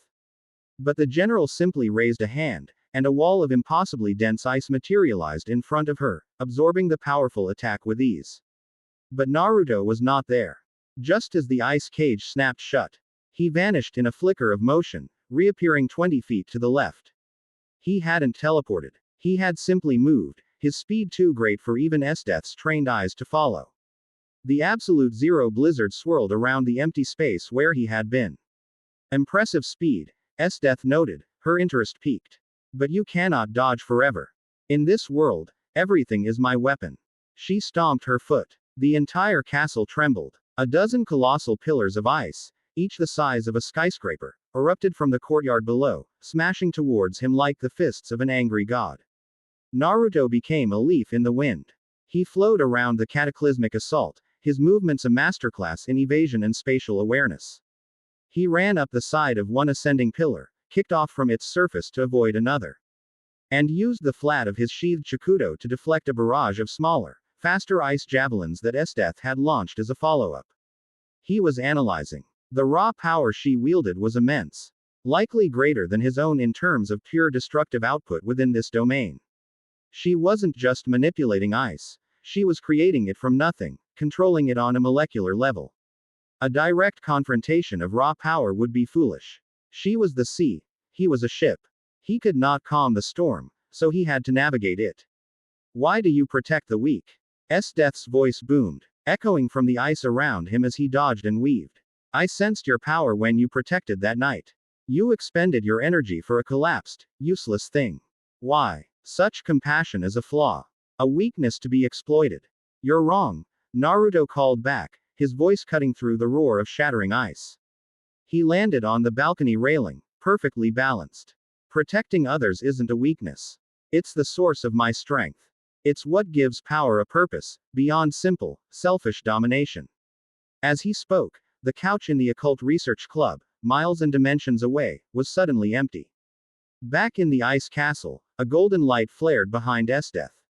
Artoria Pendragon, now fully awake and clad once more in her divine armor, appeared in a flash of teleportation, a gift from a complex delayed action seal Naruto had placed on her before he left. Her eyes, burning with a cold, emerald fire, were locked on the ice general's back. To prey on the honorable is the act of a tyrant, Saber declared. her invisible sword already swinging. And tyrants must be deposed. Esdeath spun, her rapier moving with blinding speed to block the strike. The impact of the invisible holy sword against her ice blade sent a shockwave that cracked the entire balcony. 2 against 1. Esdeath's grin was positively feral. Excellent. This is becoming a true challenge. Stand down, Saber, Naruto commanded, his voice sharp and absolute. Artoria faltered, turning to look at him in disbelief. She is the enemy. We can defeat her together. This is my fight, Naruto stated, his gaze unwavering. She challenged me. I will answer. Your sense of honor should understand that. He looked at her, and in his eyes, she saw not a request, but the order of a commander who saw the entire battlefield. Protect Akeno. That is your role in this battle. Artoria gritted her teeth, her pride warring with the undeniable logic and authority in his voice. He had saved her. He had taken responsibility for her. With a curt, frustrated nod, she leapt back, taking up a defensive position beside Akeno, her invisible sword held at the ready. Esdeath watched the exchange with fascination. You command a king, and she obeys. Your charisma is as formidable as your speed, Naruto Uzumaki. Enough talk, Naruto said. He finally drew his Chikudo. This time, he didn't channel seals through it. He channeled his own raw Nephilim energy. The blade was instantly wreathed in a swirling vortex of golden light and violet shadow, the two opposing forces chasing each other up and down the length of the steel, creating a visual and spiritual paradox. The real battle began. It was a whirlwind of blue and gold, ice and shadow. Esdeath was a relentless storm, her attacks grand and overwhelming. She created armies of ice soldiers, massive beasts of frost, and relentless blizzards. Naruto was a scalpel. He moved through the storm, his blade a flickering phantom, shattering the ice constructs not with force, but by striking their single, structural weak points. He didn't fight her army, he dismantled it. He realized the source of her power, the anchor for this entire pocket dimension, seemed to be the massive central spire of the castle, the one that rose directly behind her throne. It pulsed with a cold, blue light, the heartbeat of her frozen world. Destroying it might collapse the dimension and kill them all. But he wasn't a creature of destruction. He was a master of seals. He created an opening, a feigned lunge that forced Esdeath to commit to a powerful, defensive ice wall. He used the wall as a springboard, launching himself high into the air, over her head, and directly towards the central spire. The fool, Esdeath thought, believing he was making a desperate, suicidal attack on her power source. She prepared a dozen different ways to impale him from the ground up. But Naruto didn't strike the tower. As he flew past it, his free hand slapped against its crystal lined surface for less than a tenth of a second. It was all the time he needed. An impossibly complex fuinjutsu array, woven from his dual energies, spread across the tower's surface like a spiderweb of light, sinking into the ice and wrapping itself around the core of Esdeath's power. He landed behind the throne, skidding to a halt. Esdeath spun around, a triumphant, cruel smile on her face. A foolish move. Now you are trapped between me and my. She stopped. The air, which had been her absolute domain, suddenly felt different. It no longer obeyed her every whim with perfect, instant precision. There was a lag, a resistance. Naruto stood up, his hand held out, palm open. With a flick of his wrist, a dozen spears of ice, her ice, erupted from the floor around Esdeath, forming a cage. They were cruder than her own creations. Less refined, but they were undeniably under his command. Esdeath's eyes widened in genuine, unadulterated shock. How? You mistake power for strength, Naruto repeated his words from the warehouse, his voice echoing with the truth of his victory. Your strength comes from this place, from your absolute control over this environment. But you never considered what would happen if someone else seized the reins. He had not destroyed her power source. He had hijacked it. The seal he had placed on the spire acted as a parasitic control system, giving him a limited but decisive measure of control over her own dimension. He had not defeated her by overwhelming her power. He had defeated her by understanding it better than she did. He walked towards her, dismissing the ice cage with another gesture. He stopped before her and extended his hand, not in aggression, but as an offer. The duel is over. You have lost. Esdeath stared at his outstretched hand, then at his face. He wasn't gloating. There was no arrogance in his eyes. Only a calm, quiet confidence. She had been defeated. Not broken, not crushed, not overwhelmed, but thoroughly and completely outthought. It was a novel, and strangely exhilarating, experience. This man was the epitome of the strength she had always sought, but it was a strength tempered by wisdom and compassion she could not comprehend. A slow, genuine smile spread across her face. It was not the smile of a sadist or a conqueror. It was a smile of pure, unadulterated interest. Her obsession had found a new, singular focus. It was no longer about finding a worthy opponent to kill. It was about understanding the magnificent, infuriating paradox that was Naruto Uzumaki. She slapped his hand away and closed the distance between them. Her face just inches from his. Her icy blue eyes bored into him, filled with a new, burning intensity. I concede, she said, her voice a low, dangerous purr. You have won your freedom. But know this, Naruto Uzumaki. This changes nothing. I still want you. And I always get what I want. The pocket dimension, its soul will now fractured between two masters, began to destabilize. The ice castle groaned, and cracks began to form in the twilight sky. With a final, violent lurch, their reality shattered like glass, and they were unceremoniously dumped back onto the cold, dusty floor of the warehouse on the docks, the first light of dawn beginning to peek through the grimy windows. Chapter 4 End. Chapter 5. Whispers from Heaven. The return to the mundane world was a jarring, graceless affair. One moment they were in a collapsing palace of ice under a skull-like moon. The next, they were on the cold, splinter-ridden floor of the derelict warehouse, the scent of brine and rust replacing the sterile, absolute zero air. The transition left a faint, coppery taste in the back of the throat, a byproduct of reality forcibly reasserting its dominance. Naruto was on his feet in an instant. His senses sweeping the area, confirming they were alone and the dimensional integrity of the space was stable.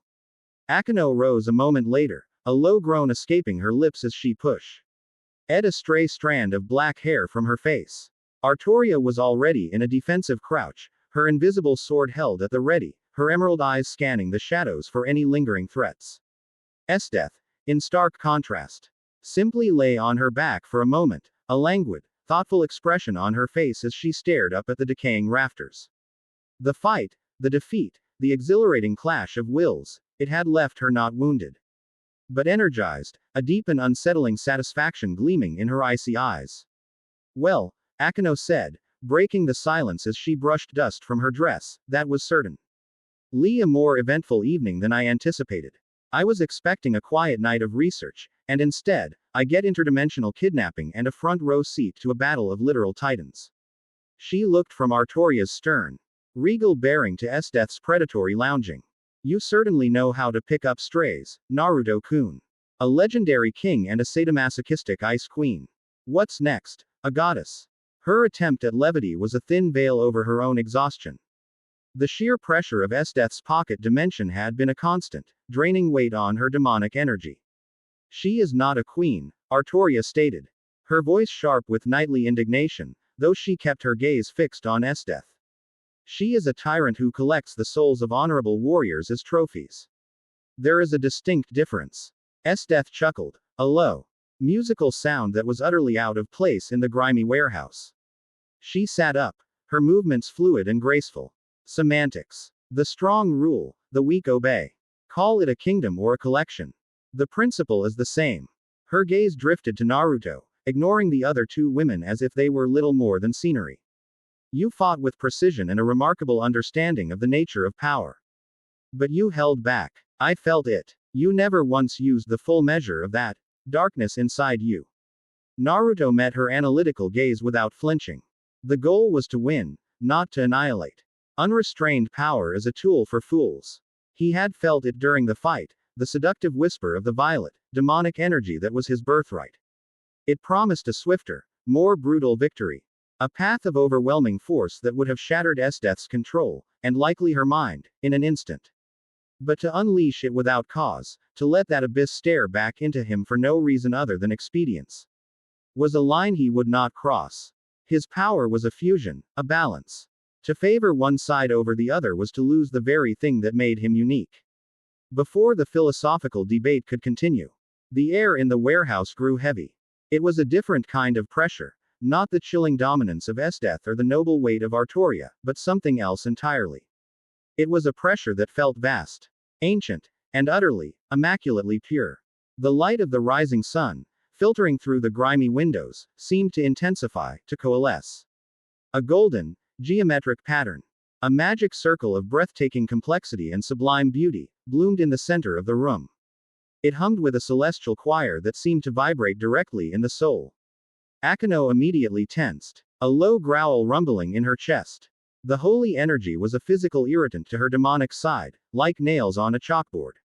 Esdeath's amused expression soured, her instincts recognizing a power that stood in stark opposition to her own brutal nature. Artoria, however, looked on with a mixture of awe and reverence.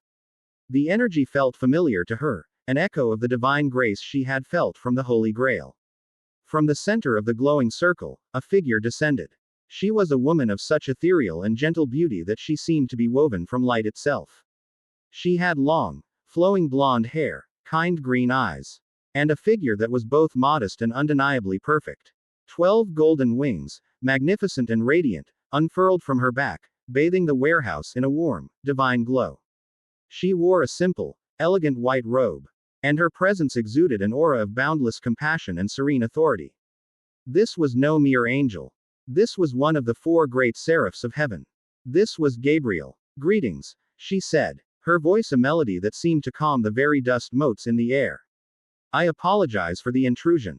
Her eyes, filled with a wisdom that spanned millennia, passed over Akeno, Artoria, and Esdeath, acknowledging their power with a subtle, non-judgmental nod. Then, her gaze came to rest on Naruto, and for the first time, a flicker of something akin to wonder entered her serene expression. "Naruto Uzumaki, your arrival in this world has been noted. The sheer magnitude of your birth, the impossible fusion of energies you represent, has sent ripples through all of the realms. We in heaven have been observing you with great interest." Naruto remained impassive, though he could feel the raw, unadulterated holy power she commanded. It was immense, a vast, tranquil ocean compared to the raging rivers of the devils and fallen angels he had encountered. It was the same power that resided in his golden wings, but refined, purified, and magnified over eons. Observing, Naruto repeated, his tone neutral. "You mean spying?" Gabriel offered a gentle, apologetic smile. "From a certain point of view, it is our duty to monitor significant threats to the balance of the world. An untethered Nephilim of your unprecedented potential certainly qualifies as a significant event. We needed to ascertain your nature, your intentions." "And what have you ascertained, Lady Gabriel?" Akeno asked, her voice laced with a sarcasm that didn't quite hide her discomfort in the seraph's presence. "Have you decided if he's a monster to be smote from existence?" "On the contrary, Akeno Himejima," Gabriel replied, her tone losing none of its kindness. "We have seen him demonstrate restraint. We have seen him protect the innocent and offer mercy to the vanquished. We have seen him de-escalate a conflict that could have leveled a city block." Her eyes returned to Naruto. "Your actions do not speak of a monster. They speak of a guardian." Esdeath scoffed audibly. "Guardianship is a fool's errand. The strong have no need of it, and the weak do not deserve it." Gabriel's serene gaze shifted to Esdeath. She did not rebuke her. She did not condemn her. She simply looked at her, and in that look was a profound, unyielding sorrow. "Every soul has value, General. Even those who have forgotten their own." The quiet, compassionate statement seemed to unnerve Esdeath more than any threat could have. The general fell silent, a thoughtful, irritated frown on her face. "Why are you here, Seraph?" Naruto asked, cutting to the heart of the matter. "This isn't a social call." "No," Gabriel admitted. "It is not. My brother, Michael, and the other archangels have been in debate since the moment of your appearance. Your existence is a theological impossibility. A child born of angel and human, yes. But one who possesses the potential of both the light and the dark in equal measure. You are a paradox that defies the great plan." She folded her hands before her, her expression becoming serious. "There are those in heaven who see you as an abomination. A blight. They believe you are a ticking time bomb, and they have advocated for your immediate and decisive purification. A wave of killing intent, so cold it seemed to freeze the very light in the room, rolled off of Esdeath. They are welcome to try, she said, her voice a low, menacing hiss. But I will be the one to kill him. No one else. Artoria's hand tightened on her invisible sword, her expression grim. While she had her own reservations about Naruto's nature, the idea of a preemptive, honorless execution by a heavenly host grated against her knightly code. Naruto, however, remained calm. He had lived his entire life under the threat of being killed for what he was, not for what he did. This was imply a new set of would-be executioners. And you? Naruto asked Gabriel. What do you believe? Gabriel's gaze softened. She took a step forward, the light around her seeming to intensify.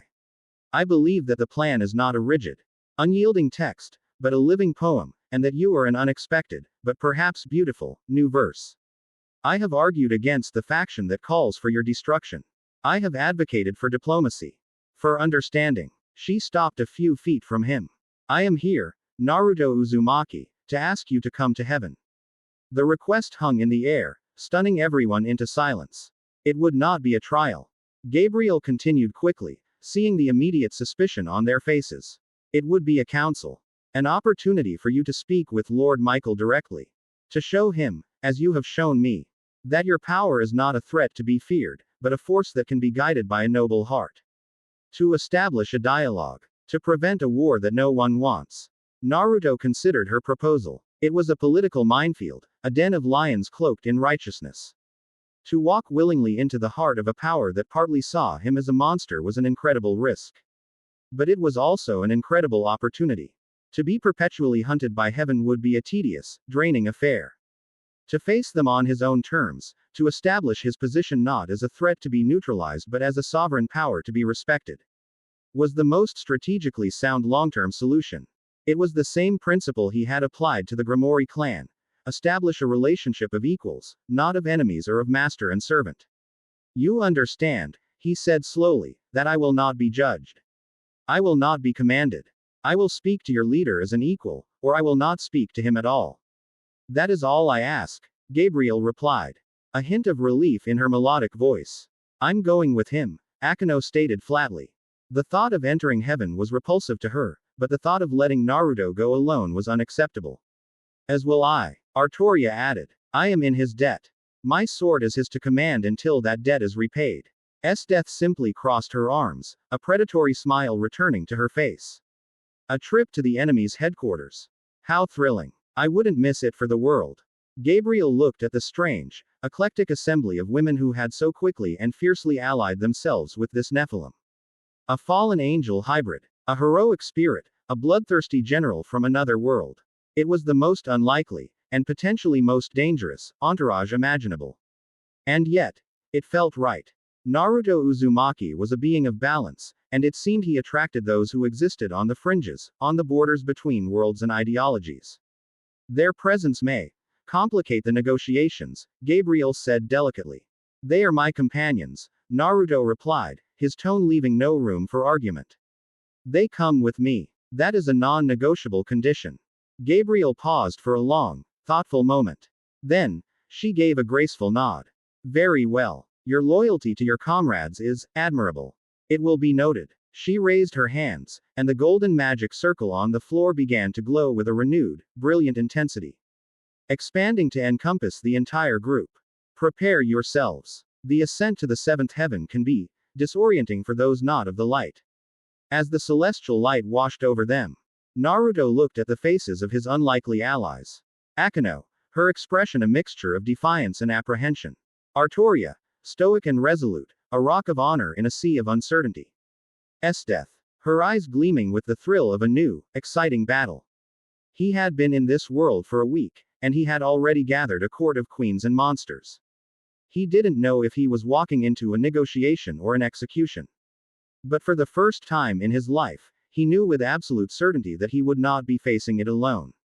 The light became blinding, and with a sound like the ringing of a billion tiny bells, the dusty, derelict warehouse was once again empty. Chapter 5 End. Chapter 6. The Forging of Bonds. The ascent was not a physical journey, but a spiritual one. It was the sensation of being dissolved into pure, conceptual light, of having the grime and weight of the mortal world stripped away, layer by layer. For Naruto, whose very soul was a fusion of light and dark, it was a strange, bifurcated experience.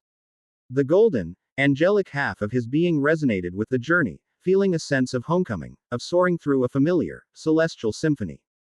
The violet, demonic half, however, recoiled, subjected to an immense, purifying pressure that felt like being scoured with holy fire. It was not painful. His perfect balance and control allowed him to shield it, but it was a stark, visceral reminder of the fundamental schism within his own nature. He was the first to coalesce, his form taking shape on a platform of what appeared to be solid, pearlescent cloud. He stood in a space of impossible scale and breathtaking beauty. They were in a vast, open-air temple, its pillars seemingly woven from solidified starlight, arching up into a luminous, golden empyrean that was not a sky, but the very essence of divine light. The air was filled with a constant, gentle choir of unheard music, and the scent of lotuses and ancient, sacred incense. Below and around them, he could see other floating celestial structures, crystalline cities, and silver rivers flowing through gardens of impossible, glowing flora. This was the seventh heaven, the seat of power for the angelic host. His companions materialized a moment later, their reactions a study in contrasts. Artoria appeared on one knee, her head bowed, her expression one of profound, spiritual awe. As a knight who had followed a divine quest, and as a being sustained by faith and honor, this place was the ultimate validation of her ideals. The sheer, overwhelming sanctity of it all resonated with her very core. She felt her spiritual reserves, depleted since her summoning, being replenished by the ambient holy energy. Akeno, however, appeared in a defensive crouch, her hands crackling with defiant purple lightning. The pure, undiluted holiness of the realm was a physical torment to her fallen angel heritage. It felt like standing in the heart of a star, a constant, searing pressure that made her skin crawl and her teeth ache. Her beautiful face was pale, beaded with sweat, and her violet eyes were narrowed in a mixture of pain and fierce, obstinate pride. Death's reaction was perhaps the most surprising. She stood rigid, her arms crossed, her eyes wide with a look of utter, profound disgust. To a creature like her, who reveled in the brutal, chaotic, and passionate struggle for survival, this place of perfect order, perfect peace, and cloying, absolute compassion was a conceptual hell. It was a world without struggle, without ambition, without the thrill of conquest. It was, to her, a world of utter stagnation. A beautiful, gilded cage for the soul. Naruto immediately moved to Akeno's side, placing a hand on her shoulder. He didn't say a word. He simply let a sliver of his own, perfectly balanced energy flow into her. It was not a grand gesture, but a subtle, internal one. He created a buffer, a thin, metaphysical shield of his own neutral energy around her soul, insulating her from the worst of the realm's oppressive purity. The relief on Akeno's face was instantaneous and profound.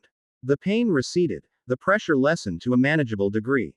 She looked up at him, her eyes filled with a deep, unspoken gratitude. In that moment, her feelings for him crystallized, moving beyond mere fascination and kinship into something deeper, something fiercely protective and tender. He had not just shielded her.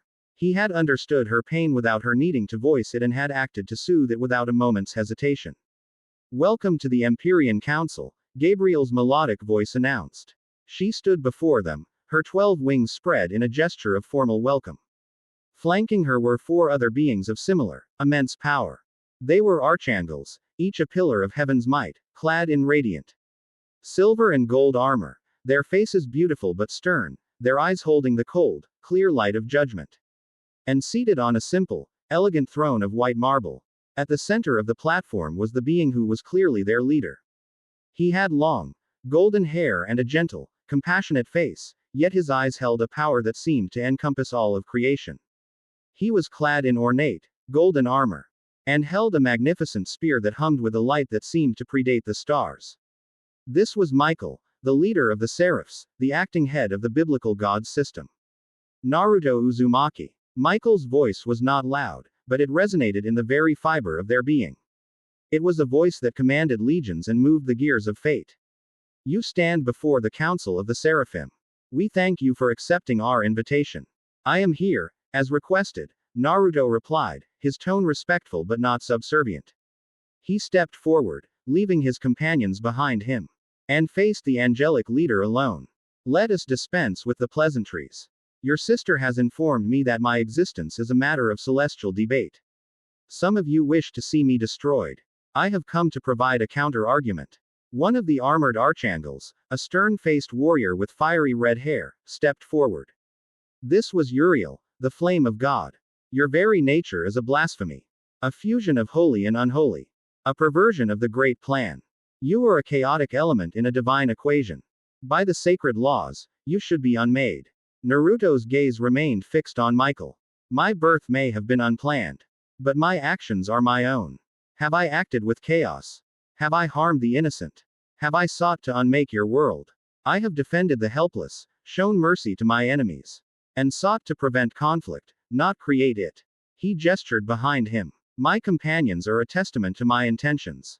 A fallen angel hybrid whom I have shielded, a lost king whom I have protected, and a powerful warrior whom I defeated and spared. Judge me by these actions, not by the circumstances of my birth. Your companions are a motley collection of demons, aberrations, and killers.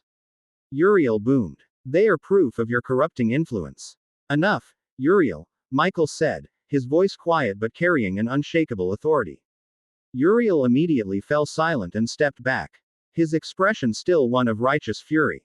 Michael's gaze, ancient and heavy with the weight of eons, studied Naruto. We have seen your actions. Gabriel has been a most eloquent advocate on your behalf. She believes you are a force for balance, not chaos. But your potential remains a concern. The power you wield, should it fall to darkness, could shatter the foundations of this world. Any power can be used for destruction. Naruto countered calmly. The power of a seraph, an archangel, even the power of the god you serve. The weapon is not evil. The hand that wields it determines its nature. And my hand is my own. This was the core of his argument. It was a declaration of sovereignty. He was not a tool of heaven or hell. He was his own agent, and he demanded to be recognized as such. Michael was silent for a long moment. A silent, celestial debate taking place behind his ancient eyes.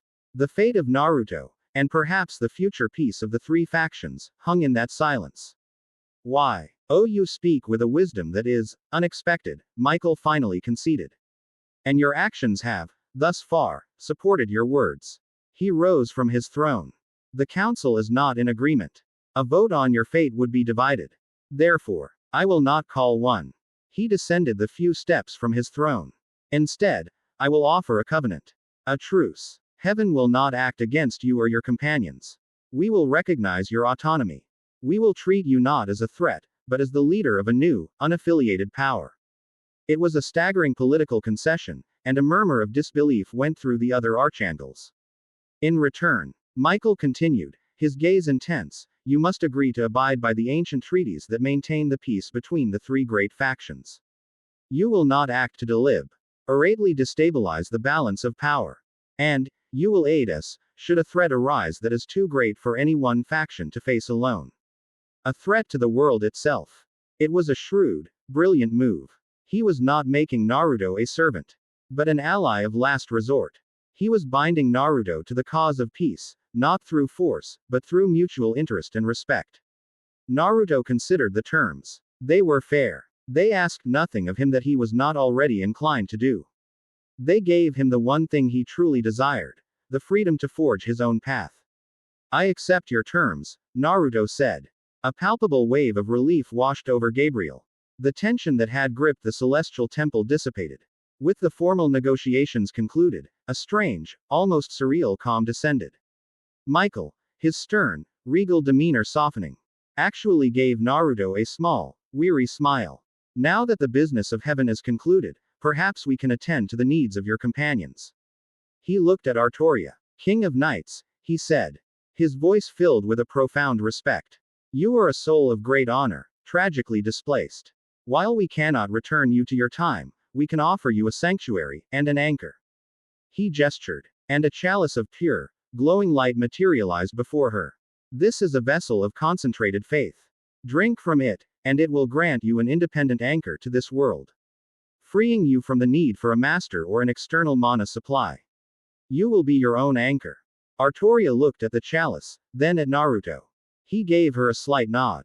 With a look of solemn gratitude, she took the chalice and drank. A brilliant golden light enveloped her, and she stood taller, her presence more solid, more real. The constant, nagging drain on her spirit vanished, replaced by a deep, steady wellspring of power. I thank you, Lord Michael, she said, her voice thick with emotion. Michael then turned his gaze to Akeno. Child of Barakiel, he said, his voice gentle. You carry a heavy burden. Your heart is torn between the legacy of your mother and the blood of your father. We cannot erase your heritage, nor would we. But we can offer you a measure of peace. He raised a hand, and a soft, silver light descended upon Akeno. It did not try to burn away her demonic nature. Instead, it soothed the conflict within her, weaving the light and shadow together, not into a fusion, but into a harmony. The constant, internal war that had plagued her since childhood was, for the first time, silent. Tears streamed freely down Akeno's face, tears not of pain, but of Aurelia. Say so profound she had never imagined it was possible. Finally, Michael looked at Esdeath. He said nothing. He simply looked at her with that same, overwhelming compassion he had shown before. He offered no gift, no blessing. For a soul like Esdeath, such things would be an insult. Instead, he offered her a moment of pure, unadulterated acceptance. He saw the monster she was, the killer she had become, and he did not flinch. It was a gesture that seemed to infuriate and fascinate her in equal measure. Their time in heaven was not over. Michael insisted they stay for a time, not as prisoners, but as guests. It was a political necessity, a way to show the angelic host that these were not enemies to be feared, but new allies to be understood. It was in this strange, unexpected peace that the true forging of bonds occurred. They were given quarters in a wing of the celestial palace, a place of serene beauty that was almost painful to behold. Naruto found Artoria in one of the glowing gardens, standing before a silver waterfall that seemed to sing. She was no longer wearing her armor, but her simple blue dress. I have never known a commander like you, she said, without turning to face him. You command with a quiet confidence that inspires loyalty, not demands it. You saw me not as a weapon to be used in your fight, but as a knight to be given a role. You honored my nature. Honor should always be met with honor. Naruto replied simply. He stood beside her, watching the play of light on the water. You were lost and confused. To have used you as a simple soldier would have been a betrayal of the king you are. She finally turned to face him, her emerald eyes clear and filled with a newfound respect. My sword, my life, my honor, they are yours, Naruto Uzumaki. Not as payment for a debt, but as a pledge of fealty from one sovereign to another. I will be your knight. It was the highest honor she could bestow, a pledge she had given to no one since her own round table had crumbled. Later, he found Akeno on a balcony overlooking a sea of clouds. The peace Michael had granted her had not changed her personality. The playful, sadistic spark was still there. But the frantic, desperate edge was gone. She was whole. He quieted the storm inside me, she whispered, her voice filled with wonder. But you were the one who taught me it was possible to not drown in it. She turned and stepped close to him, her hand coming to rest on his chest, over his heart. For my entire life, I have felt like a cracked vessel. But when I am with you, I feel complete. She leaned in and pressed a soft, lingering kiss on his cheek. It was not the seductive promise of a devil, but a gesture of pure, unadulterated affection. Thank you, Naruto-kun. His final conversation was with Esdeath.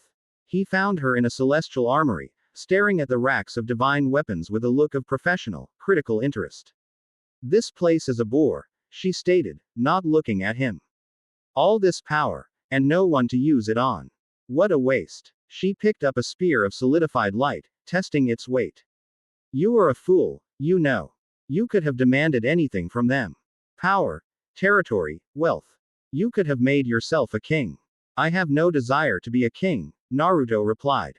Kings have subjects, responsibilities, chains. So you desire only freedom?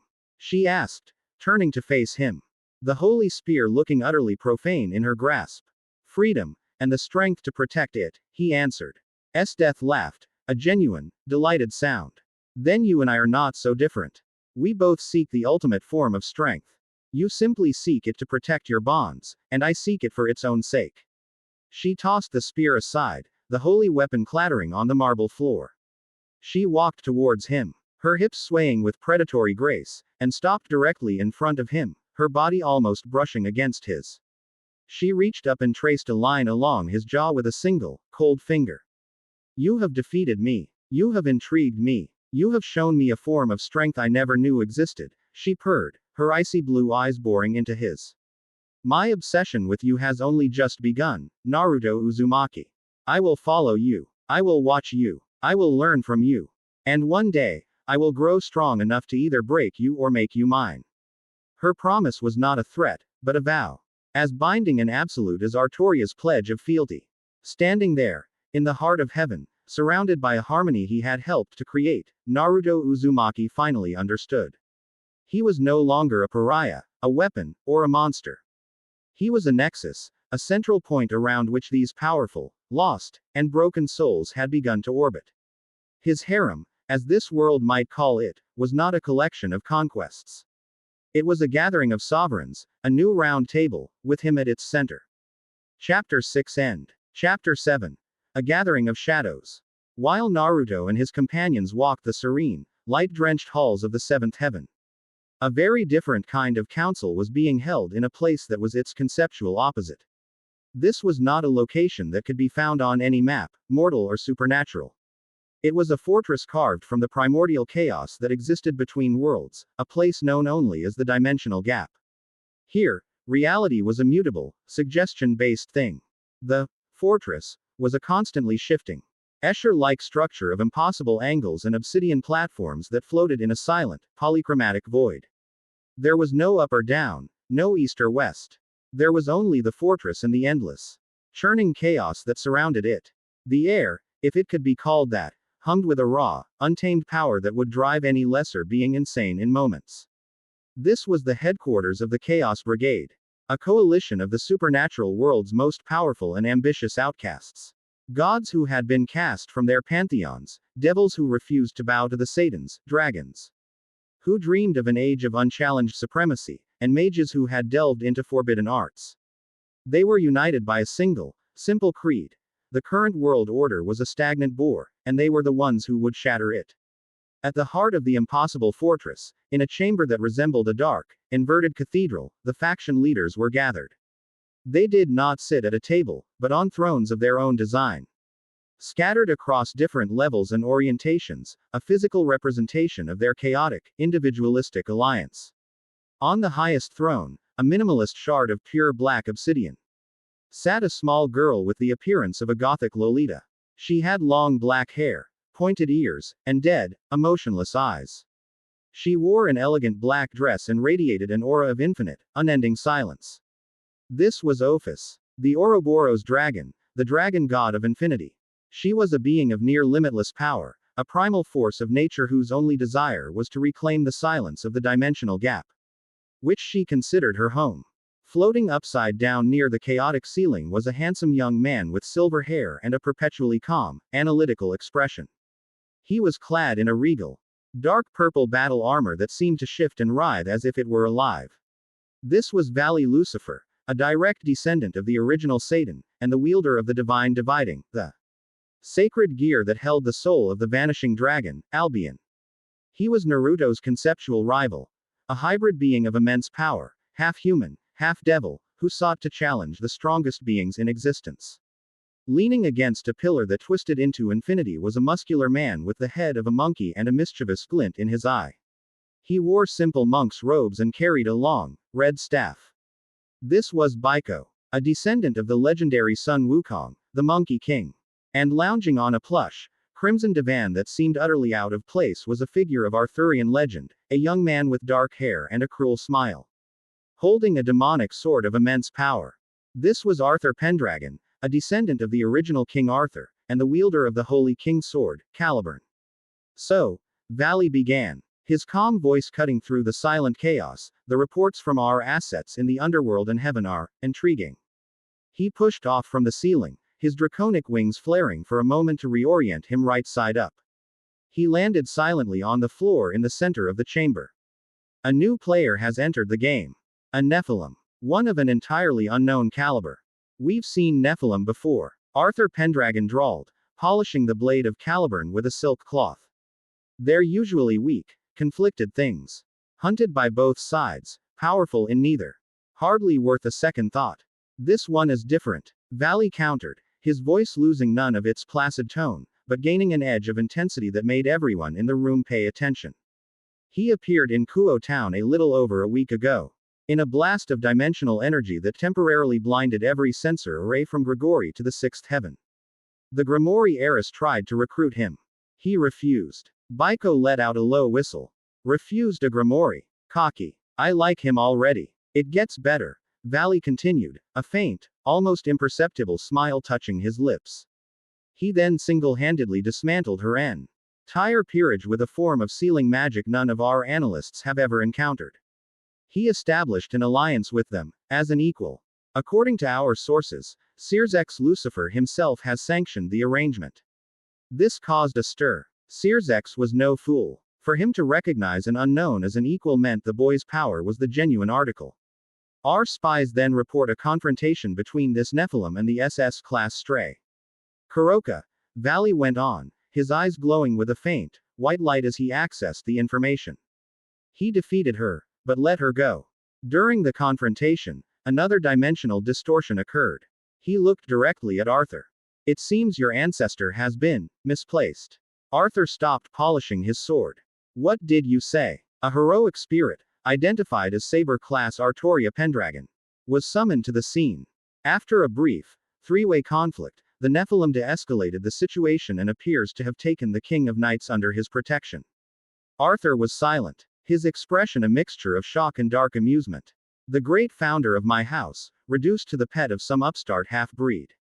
How utterly pathetic.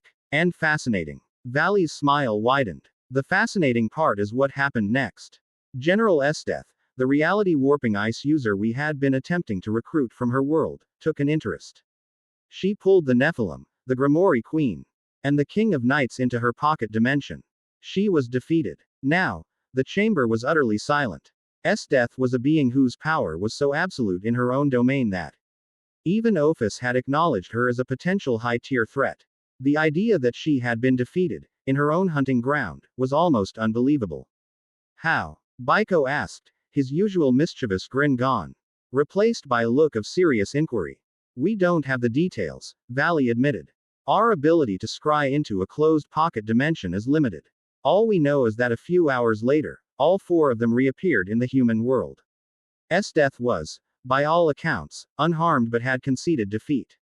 She has now joined the Nephilim's entourage. So, in the span of a week, Arthur summarized, a slow, predatory grin spreading across his face. This nobody has acquired Rias Grimoire as an ally, Kuroka as a rival, Artoria Pendragon as a bodyguard, and Esteth as a stalker. He's not building a team, he's collecting monsters. And that, Valley said, the white light in his eyes intensifying, is not even the most interesting part. He looked up at the silent god on her throne. Ophis. Tell them what happened this morning. Ophis's dead eyes blinked once, slowly. The balance has shifted, she said, her voice a flat, emotionless whisper that seemed to come from everywhere at once. A meeting was held in the seventh heaven. The Nephilim, Naruto Uzumaki, stood before Michael and the Seraphim. He was not judged. He was not destroyed. A covenant was made. He is now recognized by heaven as a neutral power, an ally. The Great War now has a fourth side. The implications of that statement were staggering. The rigid, tripartite Cold War that had defined the supernatural world for millennia had been fundamentally altered. This Naruto Uzumaki hadn't just made a splash, he had diverted the course of the entire river. Valley Lucifer began to laugh. It was not a loud, boisterous laugh, but a quiet, deeply pleased sound. The draconic armor on his back writhed, and 10 brilliant, white and blue wings of light erupted from his back, filling the chamber with their immense, divine demonic pressure. This was the power of the White Dragon Emperor. Finally, he breathed, his voice filled with a hungry, ecstatic energy. A true rival. His entire life, his entire purpose, had been to find and defeat the strongest beings in existence. He had his sights set on Great Red, the true dragon god of dreams, and on Ophis herself. But they were ancient, primal forces. This Nephilim was new. He was a contemporary. He was a hybrid. Like Valley himself. He was a direct, personal challenge, a reflection of Valley's own power, but cast in a different light. The red gauntleted Issei Hyodo was his fate. D-rival as the wielder of D-Drake's power, but that was a rivalry of destiny, of the dragons. This was a rivalry of the soul. What is your plan, Valley? Baiko asked, sensing his leader's excitement. Do we attack him? Try to recruit him. Recruit him. Valley scoffed. A being who refused Rias Grimori and negotiated with Michael as an equal would never join us. And attacking him now would be foolish. We know too little about the full extent of his abilities. That Fuinjutsu of his is a complete unknown, and it was able to neutralize a Grimori peerage. What might it do to one of us? He began to pace, his mind as sharp and cold as a surgeon's scalpel, formulating a strategy. No. Direct confrontation is premature. We need to test him. We need to measure him. We need to see what he is truly capable of when he is pushed. He stopped and looked at Arthur. Arthur, you have a vested interest. Your ancestor is with him. And I have the strongest holy sword in existence, Arthur replied, his eyes gleaming. The perfect counter for a being that reeks of both the holy and the demonic. Precisely, Valley said. Baiko, you will accompany him. Your speed and trickery will be an excellent foil. But you are not to engage the Nephilim directly. Your target is the town. Kuo. Baiku's grin returned, causing a little chaos. Now you're speaking my language. This will not be a simple raid, Valley instructed. His tone becoming sharp and commanding. This is a strategic operation. I want you to launch a coordinated, multi-pronged attack on the supernatural anchor points of the city. The school, which is Grimori territory. The abandoned church, which is a nexus for fallen angel activity. The local Shinto shrine. Cause chaos. Draw out the defenders. Rias Grimori's peerage, Sona Citri's peerage, perhaps even a few stray exorcists. Quote. He turned his gaze back to Arthur. While the city's defenders are occupied, you will make your move. You will confront Artoria Pendragon. A battle between the wielder of Caliburn and the original wielder of Excalibur will release an immense amount of holy energy. It will act as a beacon. A beacon for what? Arthur asked. For him, Valley said, his voice dropping to a low, intense whisper. I want to see how he reacts. I want to see how he commands his new, eclectic forces. Does he prioritize defending the city? Does he rush to the aid of his knight? Does he try to face you himself? Every choice he makes will give us data. He smiled, a cold, calculating expression. We are going to set the board, make the opening move, and force our opponent to show us his strategy. This isn't a battle. It is an intelligence-gathering mission. A test. And I, personally, will be observing from a distance. Ophis, who had been silent throughout the entire exchange, finally spoke again. The boy, she said, her voice as empty as the void around them. His power, it is not of this world. It feels quiet, like the silence I seek. This was the highest form of praise the Ouroboros dragon could offer. And it sent a chill through the other members. For Ophis, the personification of the infinite, to find a kinship with this Nephilim's energy was a deeply unsettling revelation. All the more reason to proceed with caution, Valley stated, his excitement tempered by the dragon god's cryptic words. He is an unknown quantity.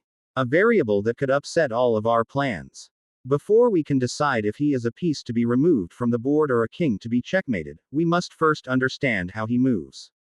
He looked at his assembled commanders, the most powerful terrorists and warlords in the supernatural world. Go. Make your preparations. In 3 days, we will give the city of Kuo, and our mysterious Nephilim, a night they will never forget. The members of the Chaos Brigade dispersed. Vanishing into swirls of magical energy, their orders clear. Valley remained in the center of the chamber, his white dragon wings folded behind him. He looked out into the churning, endless chaos of the dimensional gap.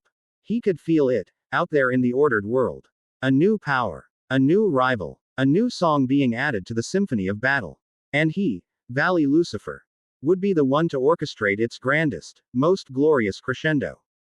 The hunt had begun. Chapter 7 End. Chapter 8. The Siege of Kuo. The atmosphere in the Occult Research Club room was one of quiet, domestic surrealism. 3 days had passed since their return from heaven, 3 days of tense peace that felt more like the deep breath before a plunge than a true respite. The world had not ended. The heavens had not fallen. Instead, a new, strange equilibrium had been established, and its epicenter was this very room. Artoria Pendragon sat by the window, her posture as straight and perfect as a drawn bowstring. She was not in her armor, but in a simple white blouse and blue skirt Akeno had procured for her. She was meticulously disassembling and cleaning a modern, high-quality handgun with a focused intensity that suggested it was as sacred a ritual as polishing the holy sword Excalibur. Michael's gift had anchored her firmly to the world, and with that stability came a deep, abiding curiosity about the era she now inhabited. She had decided that if she was to be a knight in this age, she would master its weapons as well as her own. Death was on the opposite side of the room, Lu Nging on the velvet couch that had once been Artoria's sickbed. She had a stack of books on military history and strategy piled beside her. Clausewitz, Sun Tzu, Thucydides, and was devouring them with a chilling, intellectual hunger. Every so often, her icy blue eyes would lift from the page and fix on Naruto with an unnerving, predatory focus, as if he were the most complex strategic problem she had ever encountered. Her presence was a constant, low-grade hum of killing intent, a pressure the others had simply learned to accommodate, like living next to a dormant volcano. In the center of it all, Naruto and Akeno sat opposite each other at the low table, a shogi board between them. The game had become a daily ritual, a silent conversation of strategy and intent. Akeno played with a flamboyant, aggressive style, her pieces crashing across the board in dazzling, high-risk maneuvers. Naruto's play was the opposite. Calm, patient, almost passive. He would give ground, sacrifice minor pieces, and weave a subtle, intricate net. His true intentions hidden until the final, decisive move. Check, Akeno purred, sliding her gold general into a threatening position. Her playful smile was genuine, but her eyes were sharp, focused entirely on the game. The peace Michael had granted her soul had not dimmed her personality, it had refined it, removing the desperate edge and leaving behind a pure, confident woman who was comfortable in her own skin, light and shadow in perfect harmony. Naruto studied the board for a moment, his expression unreadable. He reached out and moved a simple, unassuming pawn. A seemingly insignificant move that completely altered the strategic landscape of the board. Akeno's eyes widened as she saw it. His trap, which he had been setting for the last 10 moves, snapped shut. Her aggressive push had left her king completely exposed. His single pawn move had created a line of attack that was unstoppable. Mate in 3, she breathed, a slow, appreciative smile spreading across her face. You are an infuriatingly patient man, Naruto-kun. Patience as a weapon, Naruto replied, his own lips twitching into a rare, small smile. Aggression as a tool, Naoi, when to use each as the key to victory. It was at that precise moment that the world ended its gentle exhalation and began to scream. It started not with a sound, but with a feeling. A tremor that ran through the very foundations of the school, followed a split second later by the deep, concussive boom of a massive explosion. The windows of the clubroom rattled in their frames. Naruto was on his feet before the first shard of glass from a distant window could hit the ground, his game forgotten. Simultaneously, 2 more blasts, equally powerful, echoed from different points in the city. Plumes of black smoke began to stain the twilight sky to the east and south. The door to the clubroom burst open and Rias Grimori stormed in, her face a mask of cold fury. Her entire peerage was at her back, their expressions grim. We're under attack, she announced, her voice tight with rage. Multiple, coordinated explosions. The wards around the school just shattered. The Shinto shrine on the Ayas T Hill and the old church have both been hit. Issei was trembling, the boosted gear already forming on his arm. What's going on, President? Who would be crazy enough to attack us here? Before Rias could answer, Naruto held up a hand for silence. He closed his eyes. The ambient noise of the room, the panicked shouts from the school grounds below, the distant sirens, it all faded away. He was no longer a man in a room. but a nexus of perception at the center of a city-sized tactical map. His senses, a perfect fusion of a shinobi's chakra awareness and a Nephilim's divine demonic perception, spread out like an invisible net. He saw it all. Masses of manufactured magical beasts, golems of rock and shadow, pouring from portals near the school. A concentration of high-speed signatures, fast and elusive, causing chaos around the Shinto shrine. A powerful, holy signature clashing with demonic energy at the old church. This was not a random assault. It was precise, surgical, a probe, designed to strike at the three main supernatural anchor points of the city simultaneously, to divide and overwhelm the defenders. This isn't an invasion, Naruto said, his eyes snapping open. They held a cold, crystalline clarity. The look of a commander assuming his mantle. It's a test. They're trying to gauge our strength, our response times. They want to see how we react. Rias turned to him, her considerable tactical mind recognizing the truth in his words. What's the plan? She asked, the question a natural and immediate concession of leadership. In this moment, he was not her ally, he was their general. Naruto's mind worked with the speed of a supercomputer, processing variables and assigning assets. Rias, your peerage knows this school and its students better than anyone. Your priority is defense and civilian evacuation. Kiba, your speed is key. Create a perimeter, intercept threats before they reach the main building. Kaneko, you are the unbreakable shield. Guard the main evacuation points. Issei. He looked at the brown-haired boy, your power is explosive, but uncontrolled. Stay with Rias. You are her cannon. Use your boosted gear to take out the largest threats she points you towards. Rias. You are on-site command. Coordinate them. The Grimoire peerage, hearing the undeniable logic and authority in his voice, nodded without hesitation and moved to obey.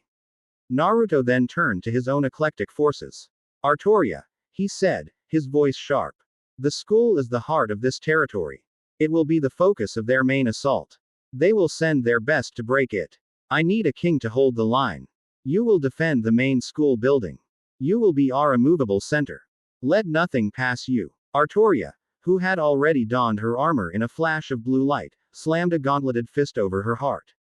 It shall be done, she declared, her voice ringing with the conviction of a true monarch. She turned and strode from the room, a beacon of silver and blue against the encroaching chaos. Death. Naruto's gaze shifted to the ice general, who was now on her feet, her eyes gleaming with a terrifying, ecstatic light. The attack from the docks and the industrial sector is designed to flank us. To spread our forces thin. I want you to go there and create a wall. I don't care how you do it, but that entire sector is to be locked down. Nothing gets in or out. You have my permission to be thorough. A wide, sadistic grin spread across Death's face. It was the expression of a predator being unleashed. A city block to myself, with an army of fools to slaughter. You do know how to treat a lady, Naruto Uzumaki. She vanished in a swirl of icy mist, her chilling laughter echoing in her wake. Akeno, he said, turning to the last of his companions. You're with me. We are the rapid response. We will move between the fronts, reinforcing where needed and taking out their command structure. He quickly pressed a finger to her forehead, then to his own. A small, glowing Fuinjutsu character. A communication seal, pulsed once and then faded. I've linked us. We'll have a constant telepathic link with the others. Just the two of us against the world, Naruto-kun. Akeno purred. Her black fallen angel wings unfurling from her back as a torrent of holy lightning danced between her fingers. It sounds like a perfect date.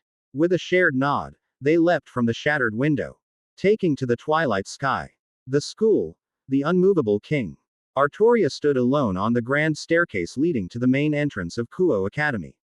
Behind her, Kiba was a silver blur, cutting down magical beasts, while Kaneko systematically shattered golems with thunderous, impossibly strong punches.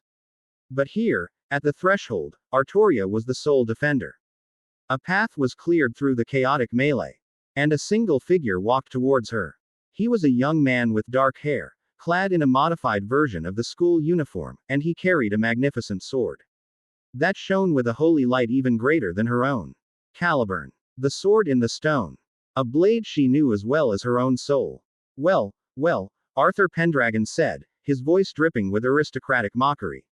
Look at what the dimensional tide washed in.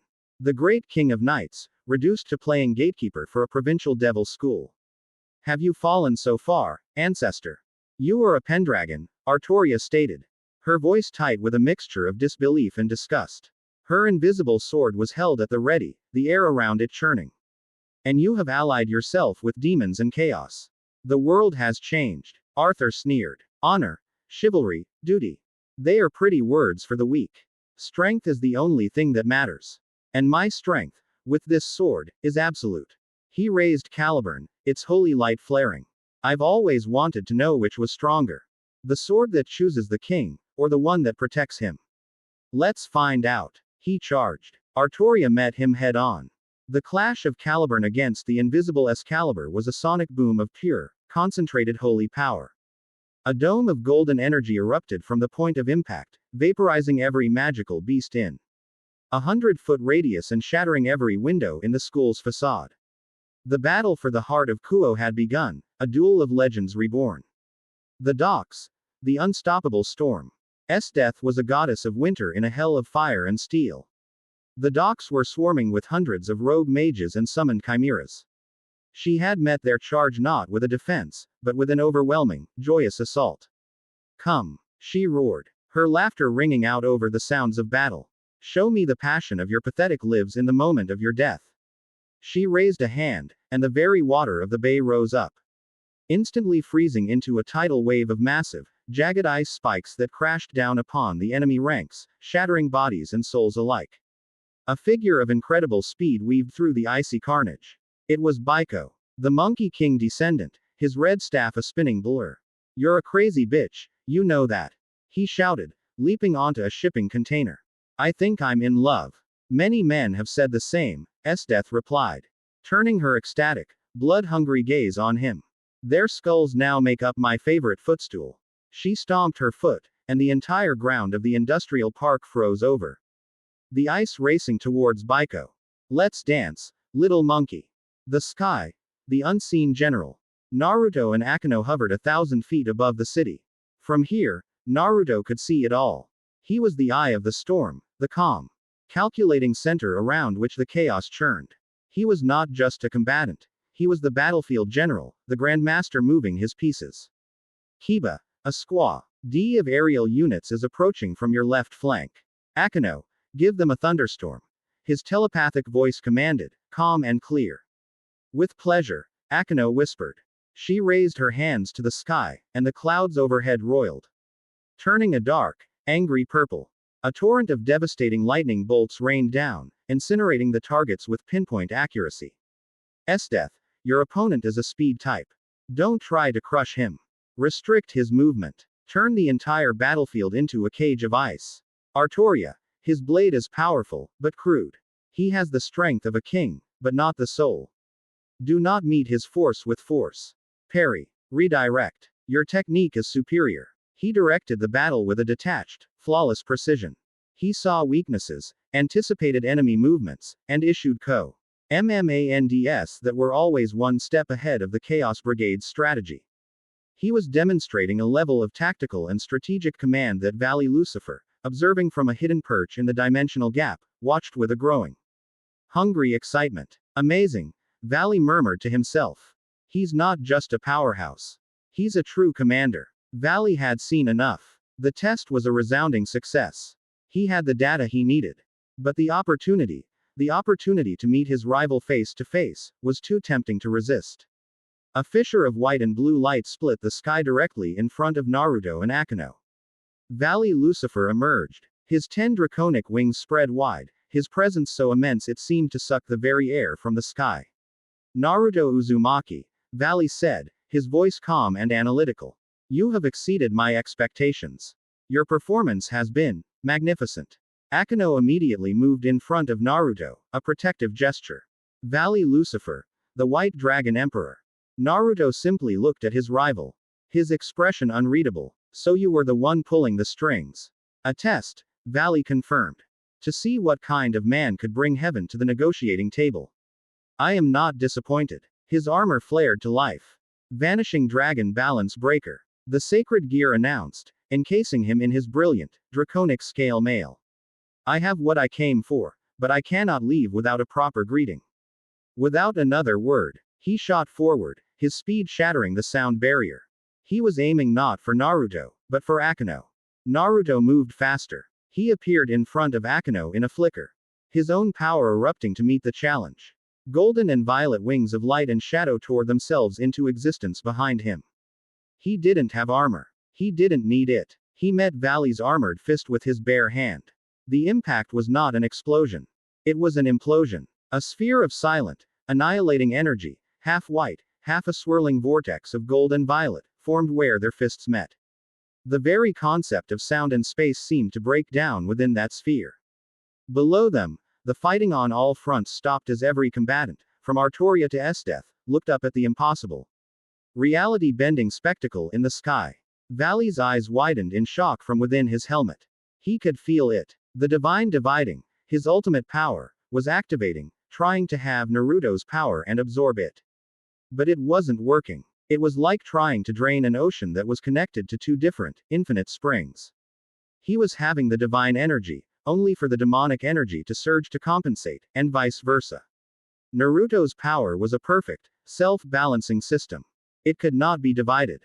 With a surge of strength, Naruto pushed, and the White Dragon Emperor was sent tumbling back through the sky.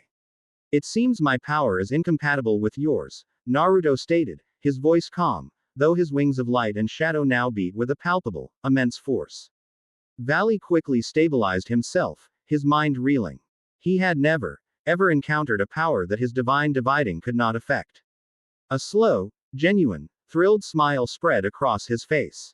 Incompatible, or superior. He raised a hand. The test is concluded. My forces will withdraw. He looked past Naruto, at the city still burning below. You've won this round, Nephilim. You've protected your garden. But now I know what kind of flower you are. And I will be back to pluck you. With a final, lingering look of profound, rivalrous interest, Valley Lucifer vanished into a tear in space. Across the city, the forces of the Chaos Brigade disengaged with a clinical, strategic efficiency, melting back into the shadows from whence they came. The siege of Kuo was over. Naruto's wings faded. He turned to Akeno, who was staring at him with wide, awestruck eyes. He gave her a small, reassuring smile as he heard the telepathic reports of victory and enemy withdrawal from his other companions. They had held the line. They had survived. But as he looked down at the smoke rising from the city he had decided to call home, he knew this was only the opening move in a much larger, much more dangerous game. Chapter 8 End. Chapter 9. The Nephilim's Ascension. The dawn that broke over Kuo town was bruised and battered. The pale morning light illuminated a city that had become a battlefield, its familiar streets scarred by the previous night's conflict. The scent of ozone and quenched magical fires hung heavy in the air, a phantom of the violence that had been unleashed. The siege of Kuo, as it was already being whispered in the supernatural underworld, had been short, but brutally effective. In the occult research club room, the strange calm had returned, but it was a different kind of quiet now. It was the shared, weary silence of soldiers after a victory, a quiet hum of respect and newly forged camaraderie. The cleanup of the city was already underway, with Rias and Sona Citri's peerages working in tandem to repair the physical damage and, more importantly, to erase the memories of the few human civilians who had witnessed the supernatural war that had erupted in their backyards. Naruto stood before the large window, looking out over the school grounds where Artoria had single-handedly held the line against a holy sword wielder. The lawn was a mess of craters and scorched earth, a testament to the sheer power that had been unleashed. He wasn't looking at the damage, however. He was tracing the faint, residual lines of power, analyzing the tactics of his departed foe, learning from the battle even after it was over. His name is Arthur Pendragon, Artoria said, her voice quiet. She had come to stand beside him, her gaze also fixed on the ravaged grounds. She was in her simple dress once more, her armor dismissed. But she held herself with the unshakable bearing of a king who had successfully defended her fortress. A descendant of my line, wielding the sword I drew from the stone. To see Caliburn used in the service of such chaos, it is a greater wound than any I suffered in the battle. He was strong, but he relied on the sword's power, not his own skill, Naruto observed, his voice a low murmur. You were the superior swordswoman. That is why you won. A flicker of pride touched Artoria's lips. It was a simple, factual statement from Naruto, but to her, it was the highest praise. I won because I had a commander who placed me where my strength was most needed, and allies who held the other fronts. We won. You led us to victory. From the couch, Esdeath let out a frustrated sigh. Slamming another book shut. A victory, yes, but a wholly unsatisfying one. You gave me a delightful little playground, but I was merely the distraction. The true battle, the clash that bent reality itself, was yours. Her icy eyes fixed on him, burning with an intensity that was almost a physical force. That power you unleashed against the White Dragon Emperor, I have never felt anything like it. It was beautiful, and you denied me the chance to face it. His goal was to test us. My goal was to end the test with minimal losses, Naruto countered, turning from the window to face the room. Engaging him in a prolonged battle above the city would have been strategically foolish. Era, always the strategist, Akeno purred.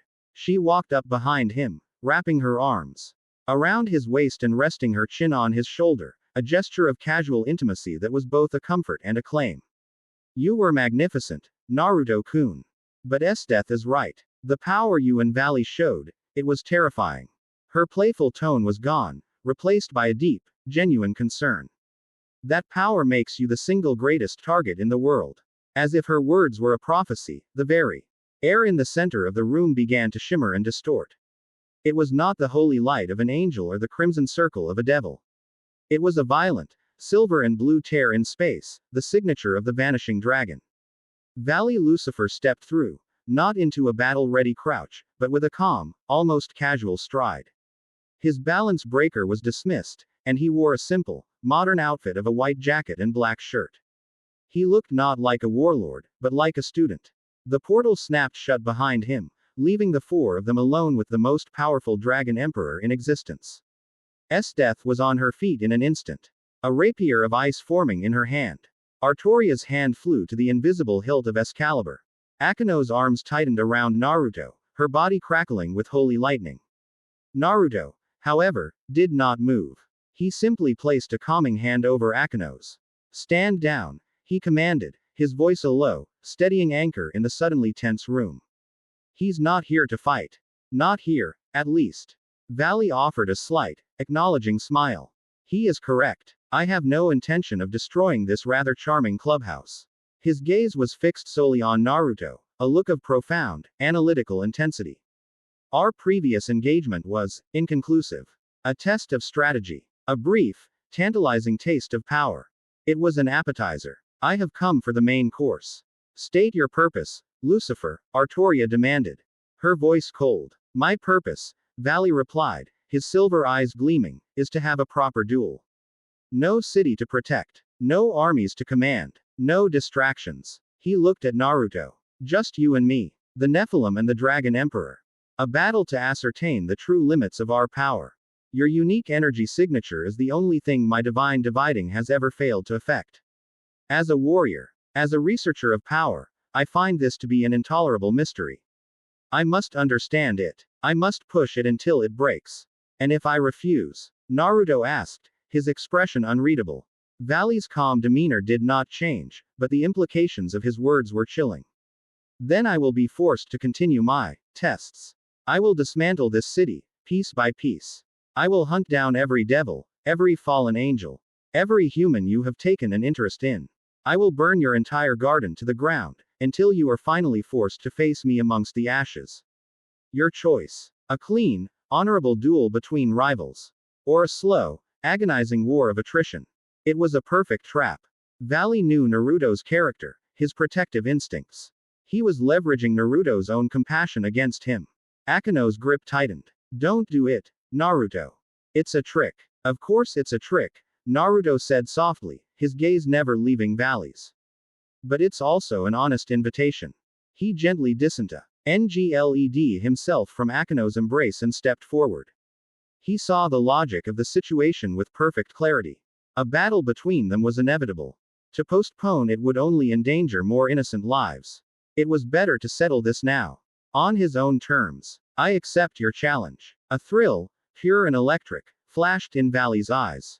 Excellent. He raised a hand, and a torrent of demonic and draconic power coalesced. I have taken the liberty of preparing a suitable arena. The tear in space opened once more, but this time it was a stable, swirling vortex. A pocket dimension. A simple sphere of barren rock a few hundred kilometers in diameter, with a breathable atmosphere. No tricks. No traps. Just an empty stage for us to perform on. Naruto turned to his companions. He saw the fear in Akeno's eyes. The grim resolve in Artoria's, the burning, frustrated envy in Esdeath's. Stay here, he said, his voice leaving no room for argument. This is a personal matter. He walked towards the portal, pausing at its edge to look back at Akeno. I'll be back in time for dinner. With that, he stepped through the vortex, followed by Valley. The portal snapped shut, leaving the three most powerful women he knew in a state of anxious, furious silence. The world Valley had created was one of primal desolation. A cracked, gray wasteland stretched to a horizon that curved unnaturally in the distance. The sky was a starless, inky black, illuminated by a faint, sourceless twilight. The silence was absolute. Here, Valley said, his voice echoing in the stillness, we have no one to protect. No reason to hold back. We can unleash our full power without consequence. He looked at Naruto, a genuine, almost academic curiosity in his eyes. Show me, Naruto Uzumaki. Show me the nature of the power that Albion, the Vanishing Dragon himself, cannot comprehend. Vanishing Dragon Balance Breaker. His silver and blue armor encased him in a flash of light. His 10 wings of light beat the thin air, stirring up dust from the dead world. Naruto didn't reply with words. He simply let his own power answer. 6 wings, 3 of pure, golden light and 3 of abyssal, violet shadow, erupted from his back. The perfect, impossible balance of energies warped the very air around him, a silent testament to his paradoxical nature. The duel began. It was a clash of titans, a battle that would have shattered mountains and boiled seas in the real world. They moved at speeds that were no longer just motion, but a form of localized teleportation, their afterimages the only proof they were ever there. Fists and feet met with impacts that created concussive shockwaves, cracking the very bedrock of the pocket dimension. Valley was a being of overwhelming power, each blow carrying the force of a tactical nuke. Naruto was a being of perfect skill, his movements fluid, precise, and breathtakingly efficient. He flowed around Valley's furious assault, redirecting, parrying, and countering with a martial grace that spoke of a lifetime of relentless, desperate training. He was a shinobi, a brawler, and a god, all at once. Is that all? Valley taunted, his armored fist connecting with Naruto's forearm, block sending fractures through the ground beneath them. Your skill is magnificent, but you cannot win on skill alone. Half dimension. With a roar, Valley activated one of Albion's signature abilities. The space around Naruto was suddenly, violently compressed, as if the universe itself were trying to crush him into a single point. Naruto's response was not to fight the pressure, but to rewrite it. His hands flew through a series of one-handed seals, his fingers a blur. Fuinjutsu. Kuken Ante no Jin, sealing technique. Spatial stabilization formation. An invisible barrier of complex runes formed around him, creating a pocket of stable reality that resisted the dimensional compression. He stood unharmed in the eye of Valley's storm. Your tricks are impressive, Valley snarled, disengaging. But they are just that, tricks. Let us see how you handle pure, unadulterated power. He flew backwards, putting distance between them. A sphere of demonic energy, crackling with white draconic lightning, formed between his hands. Let's see you seal this. He launched the attack, a blast of annihilating energy that tore a molten trench through the desolate landscape as it shot towards Naruto. Naruto met the blast head-on. He brought his hands together, but not in a seal. A sphere of his own energy formed, a perfect orb of swirling gold and violet. It was not a chaotic mix, but a perfect, harmonious vortex. He unleashed his own blast. The two attacks met in the center of the wasteland. The resulting explosion was silent, a flash of pure, world-ending light that vaporized several square miles of rock and sent a shockwave that threatened to tear the pocket dimension itself apart. When the light faded, both were still standing, panting slightly. Valley was starting to get frustrated. He had hit Naruto with the power of a dragon god, with demonic magic, with dimensional manipulation. And his opponent had met or countered everything. I see it now, Valley said, his voice a low, dangerous growl. Your power. It replenishes itself. The light and dark feed each other. When I try to divide one, the other surges. It's a perfect, infinite loop. There is only one way to defeat such a system.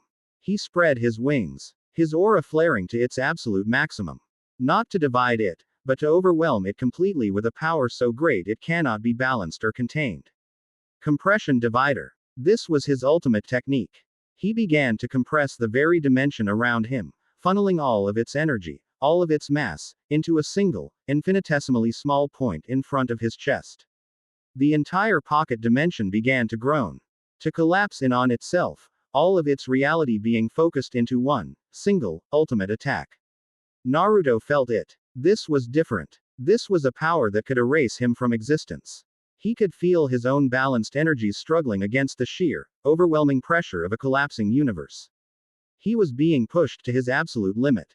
The desire to protect Akeno, Artoria's death, his new life, his new freedom, it all surged within him. He was tired of being a paradox. He was tired of being half one thing, half another. He was tired of the war within his own soul. Even if it was a balanced one. He needed more. He needed to be whole. And in that moment of absolute desperation, on the brink of annihilation, he let go. He let go of the distinction. He let go of the separation. He let go of the idea of light and dark, of angel and demon, of holy and profane. He reached into the very core of his being and embraced the singular, unified truth of what he was. I am not two halves of a whole, he whispered to the screaming void. I am the whole. The transformation was not an explosion. It was a moment of perfect, terrifying silence. The golden wings and the violet wings dissolved. In their place, 6 new wings unfurled. They were wings of pure, opalescent twilight, shimmering with the light of a billion newborn stars. They seemed to hold entire galaxies within their ethereal span. His hair, once blonde with streaks of black and white, bled into a pure, incandescent silver. The complex, golden sigil on his forehead burned away, replaced by a new, simpler, yet infinitely more complex symbol. A perfect circle, encompassing a point of absolute darkness and a point of blinding light, held in perfect, eternal balance. His eyes, once ocean blue, now glowed with the raw, untamed, and yet perfectly controlled energy of pure creation. He had not simply powered up. He had ascended. He had achieved a state of nascent godhood. Valley, seeing this transformation, hesitated for only a second before unleashing his attack. It doesn't matter. Disappear. The compressed universe, focused into a single beam of absolute erasure, shot towards Naruto. Naruto did not raise a shield. He did not launch a counterattack. He simply raised a single, open hand. The beam of annihilating energy struck his palm, and vanished. It did not explode. It did not get absorbed. It simply ceased to exist. He had not nullified the attack. He had unmade it. He had looked upon the concept of Valley's power and had, with a simple exertion of his new will, declared it void. Valley hovered in the collapsing dimension, his armor sputtering, his wings flickering. He was utterly, completely, and totally dumbfounded. The power he had just unleashed could have killed a god. And this being, this thing, had erased it with a gesture. Naruto looked up, his new, glowing eyes fixing on the White Dragon Emperor. He was no longer just Naruto. He was something more. He was the embodiment of balance itself. He raised his other hand, and the collapsing, dying pocket dimension stabilized. The cracks in the sky sealed themselves. The trembling ground grew still. He had taken control of Valley's own creation with a thought. The duel is over, Valley Lucifer, he said, and his voice was a symphony, a fusion of 1,000 different tones, both beautiful and terrifying. You sought my limit. You have found it. And it is beyond you. He flickered, not moving, but simply ceasing to be in one place and beginning to be in another. He was now directly in front of Valley, his hand resting gently on the Dragon Emperor's chest plate. Yield, he said. It was not a request. It was a statement of fact. From within his helmet, Valley stared into the galactic, swirling eyes of his rival. He felt no malice. He felt no killing intent. He only felt a power so vast, so absolute, it was like a guppy staring into the endless, crushing abyss of the deepest ocean trench. He had sought the ultimate battle, the ultimate rival. He had found him. And he had been so thoroughly, so conceptually, defeated that it bordered on the sublime. A slow, weary, and utterly genuine grin of respect spread across his face. I yield. He breathed. With a gentle pulse of energy from Naruto's hand, Valley's balance breaker shattered into particles of light. The pocket dimension dissolved, not in a violent collapse, but like a dream fading upon waking. They were back in the occult research club room. Valley collapsed to one knee, panting, drained not just of power, but of the very will to fight. Naruto stood before him, his 6 wings of twilight slowly, magnificently folding behind him, his silver hair gently settling, his glowing eyes fading back to their normal blue. The transformation receded, but the change was permanent. The power was now a part of him, integrated, waiting to be called upon. Akeno, Artoria, and Esdeath stared, their minds unable to fully process what they had just witnessed through a small, shimmering tear in space Naruto had allowed them to see through in the final moments. They had seen him become a god. Akeno was crying, tears of joy and terror and overwhelming love. Artoria was on one knee, her head bowed, not in fealty to a commander, but in reverence to a being she now knew was truly divine. And Esdeath was trembling. For the first time in her life, she felt a genuine, soul-deep fear. And it was the most intoxicating, exhilarating feeling she had ever known. Her obsession had just become her religion. Chapter 9 End. Chapter 10. Dawn of a new era. The silence in the aftermath of the ascension was a fragile, sacred thing. It was the kind of quiet that follows a miracle or a cataclysm, a moment where the world itself seems to be holding its breath, unsure how to proceed in the face of a fundamentally altered reality. Valley Lucifer remained on one knee, not from injury, but from a profound, soul-deep exhaustion. He had thrown a collapsing universe at his opponent and had seen it unmade with a gesture. The experience had recalibrated his entire understanding of power. Naruto stood before him, the last vestiges of his divine form receding like the tide. The opalescent wings of twilight had vanished, the silver luminescence of his hair had softened back to its familiar sun gold, and his eyes had returned to their ocean blue. But the change was still there. An indelible mark on his very soul. He was like a bell that had been struck with cosmic force. Though the sound had faded, the vibration remained, a deep, resonant hum of near-infinite potential that was now a permanent part of his being. He looked down at the defeated Dragon Emperor, and there was no triumph in his gaze, no arrogance of the victor. There was only a quiet, weary empathy. He extended a hand. "Get up, Valley," he said, his voice once again his own, though it now carried a new, subtle resonance. "The duel is over." Valley looked at the offered hand, then up at Naruto's face. He saw no pity, no condescension. He saw only the respect of one warrior to another. With a deep, shuddering breath, Valley took the hand and allowed Naruto to pull him to his feet. "Your power," Valley began, his voice raspy. "It's not just a fusion of light and dark. It is the concept of balance itself. The origin point. To try and divide it was like trying to divide the number 0. A meaningless endeavor. Something like that," Naruto conceded, not fully understanding it himself. The ascension had been an intuitive, instinctual act, not a conscious one. He had simply become what he had always been meant to be. Before another word could be said, the room filled with the telltale signs of high-speed teleportation. 3 magical circles bloomed on the floor in rapid succession. The vibrant crimson of the House of Grimoire, the cool, intricate blue of the House of Citri, and a complex, purple and gold pattern that radiated a relaxed, yet immensely powerful, aura. From the circles, the most powerful figures in the underworld and Grigori stepped forth. Sears X Lucifer, the Crimson Satan, emerged from the Grimoire seal, his usual calm smile replaced by a look of profound, undisguised awe. From the Citri seal came Seraphal Leviathan, her bubbly, magical girl persona completely absent, her eyes wide with shock. And from the Grigori seal stepped Azazel, the Governor General of the Fallen Angels. His usual laid-back, researchers' curiosity cranked up to an intensity that bordered on manic glee. They had not come for a fight. They had felt the shockwave of Naruto's ascension. A seismic event on a metaphysical level that had shaken the foundations of every realm. They had come to witness the aftermath, to see the source of the power that had dwarfed even their own considerable might. Their eyes fell on the scene. Naruto and Valley standing face to face, the three powerful women arrayed behind Naruto in a silent, protective phalanx, and the lingering, intoxicating scent of divine, conceptual power. Well, Azazel said, breaking the silence as he adjusted his glasses, a wide, excited grin spreading across his face. It seems we missed one hell of a party. To think a power of this magnitude could be born. Right under our noses. This changes absolutely everything. Searsex stepped forward, his gaze sweeping from his younger brother's descendant to Naruto.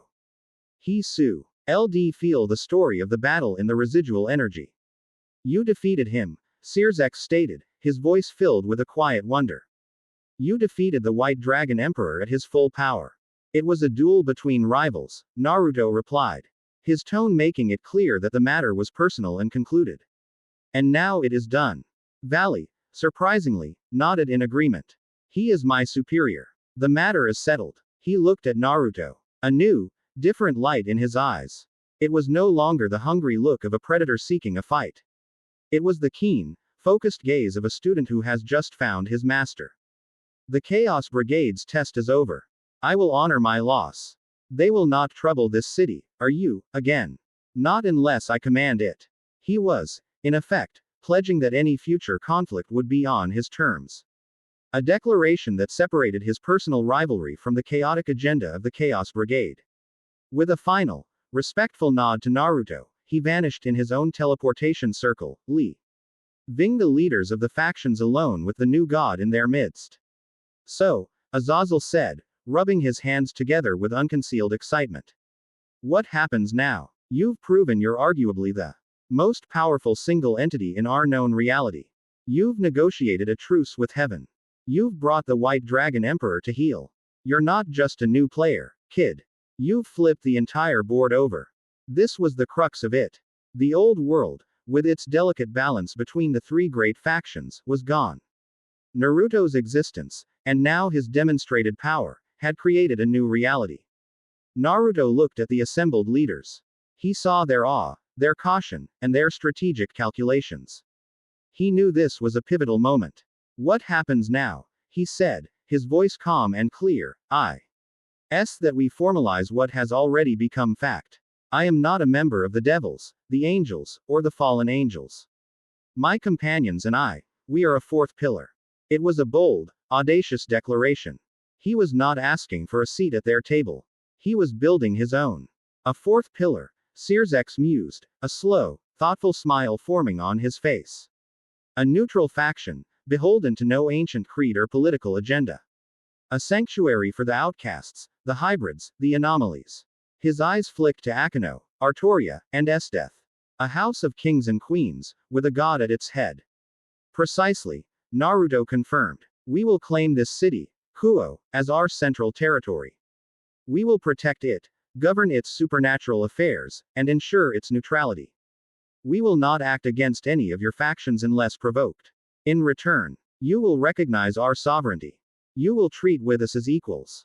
And you will respect the sanctity of our borders. It was a political gambit of the highest order, backed by a power they now knew they could not challenge. Seraphal, who had been uncharacteristically silent, finally spoke, a genuine, impressed sparkle in her eyes. So cool. You're like a brand new magical king, creating your own kingdom. I love it. Azazel laughed. He's got you there, Searsex. The boy has the power, he has the allies, and now he's making his claim.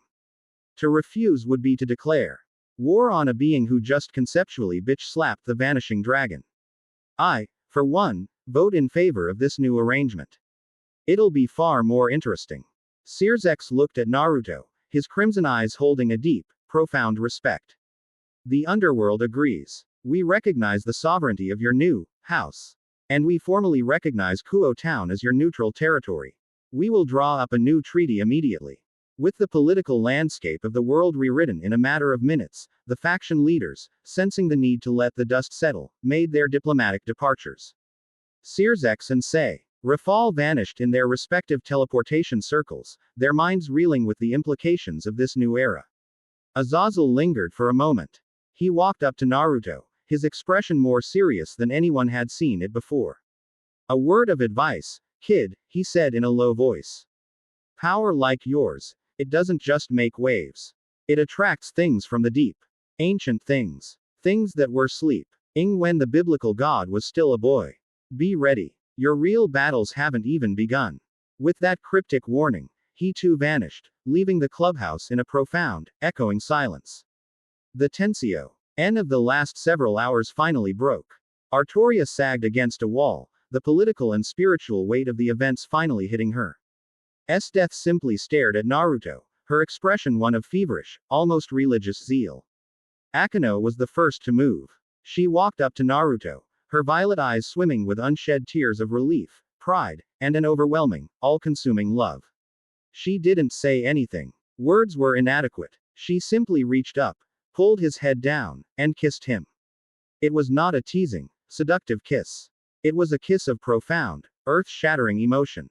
It was a kiss that poured all of her newfound peace, all of her gratitude, all of her fierce, protective devotion into one perfect, soul-deep connection. It was the kiss of a woman who had found her anchor in the storm.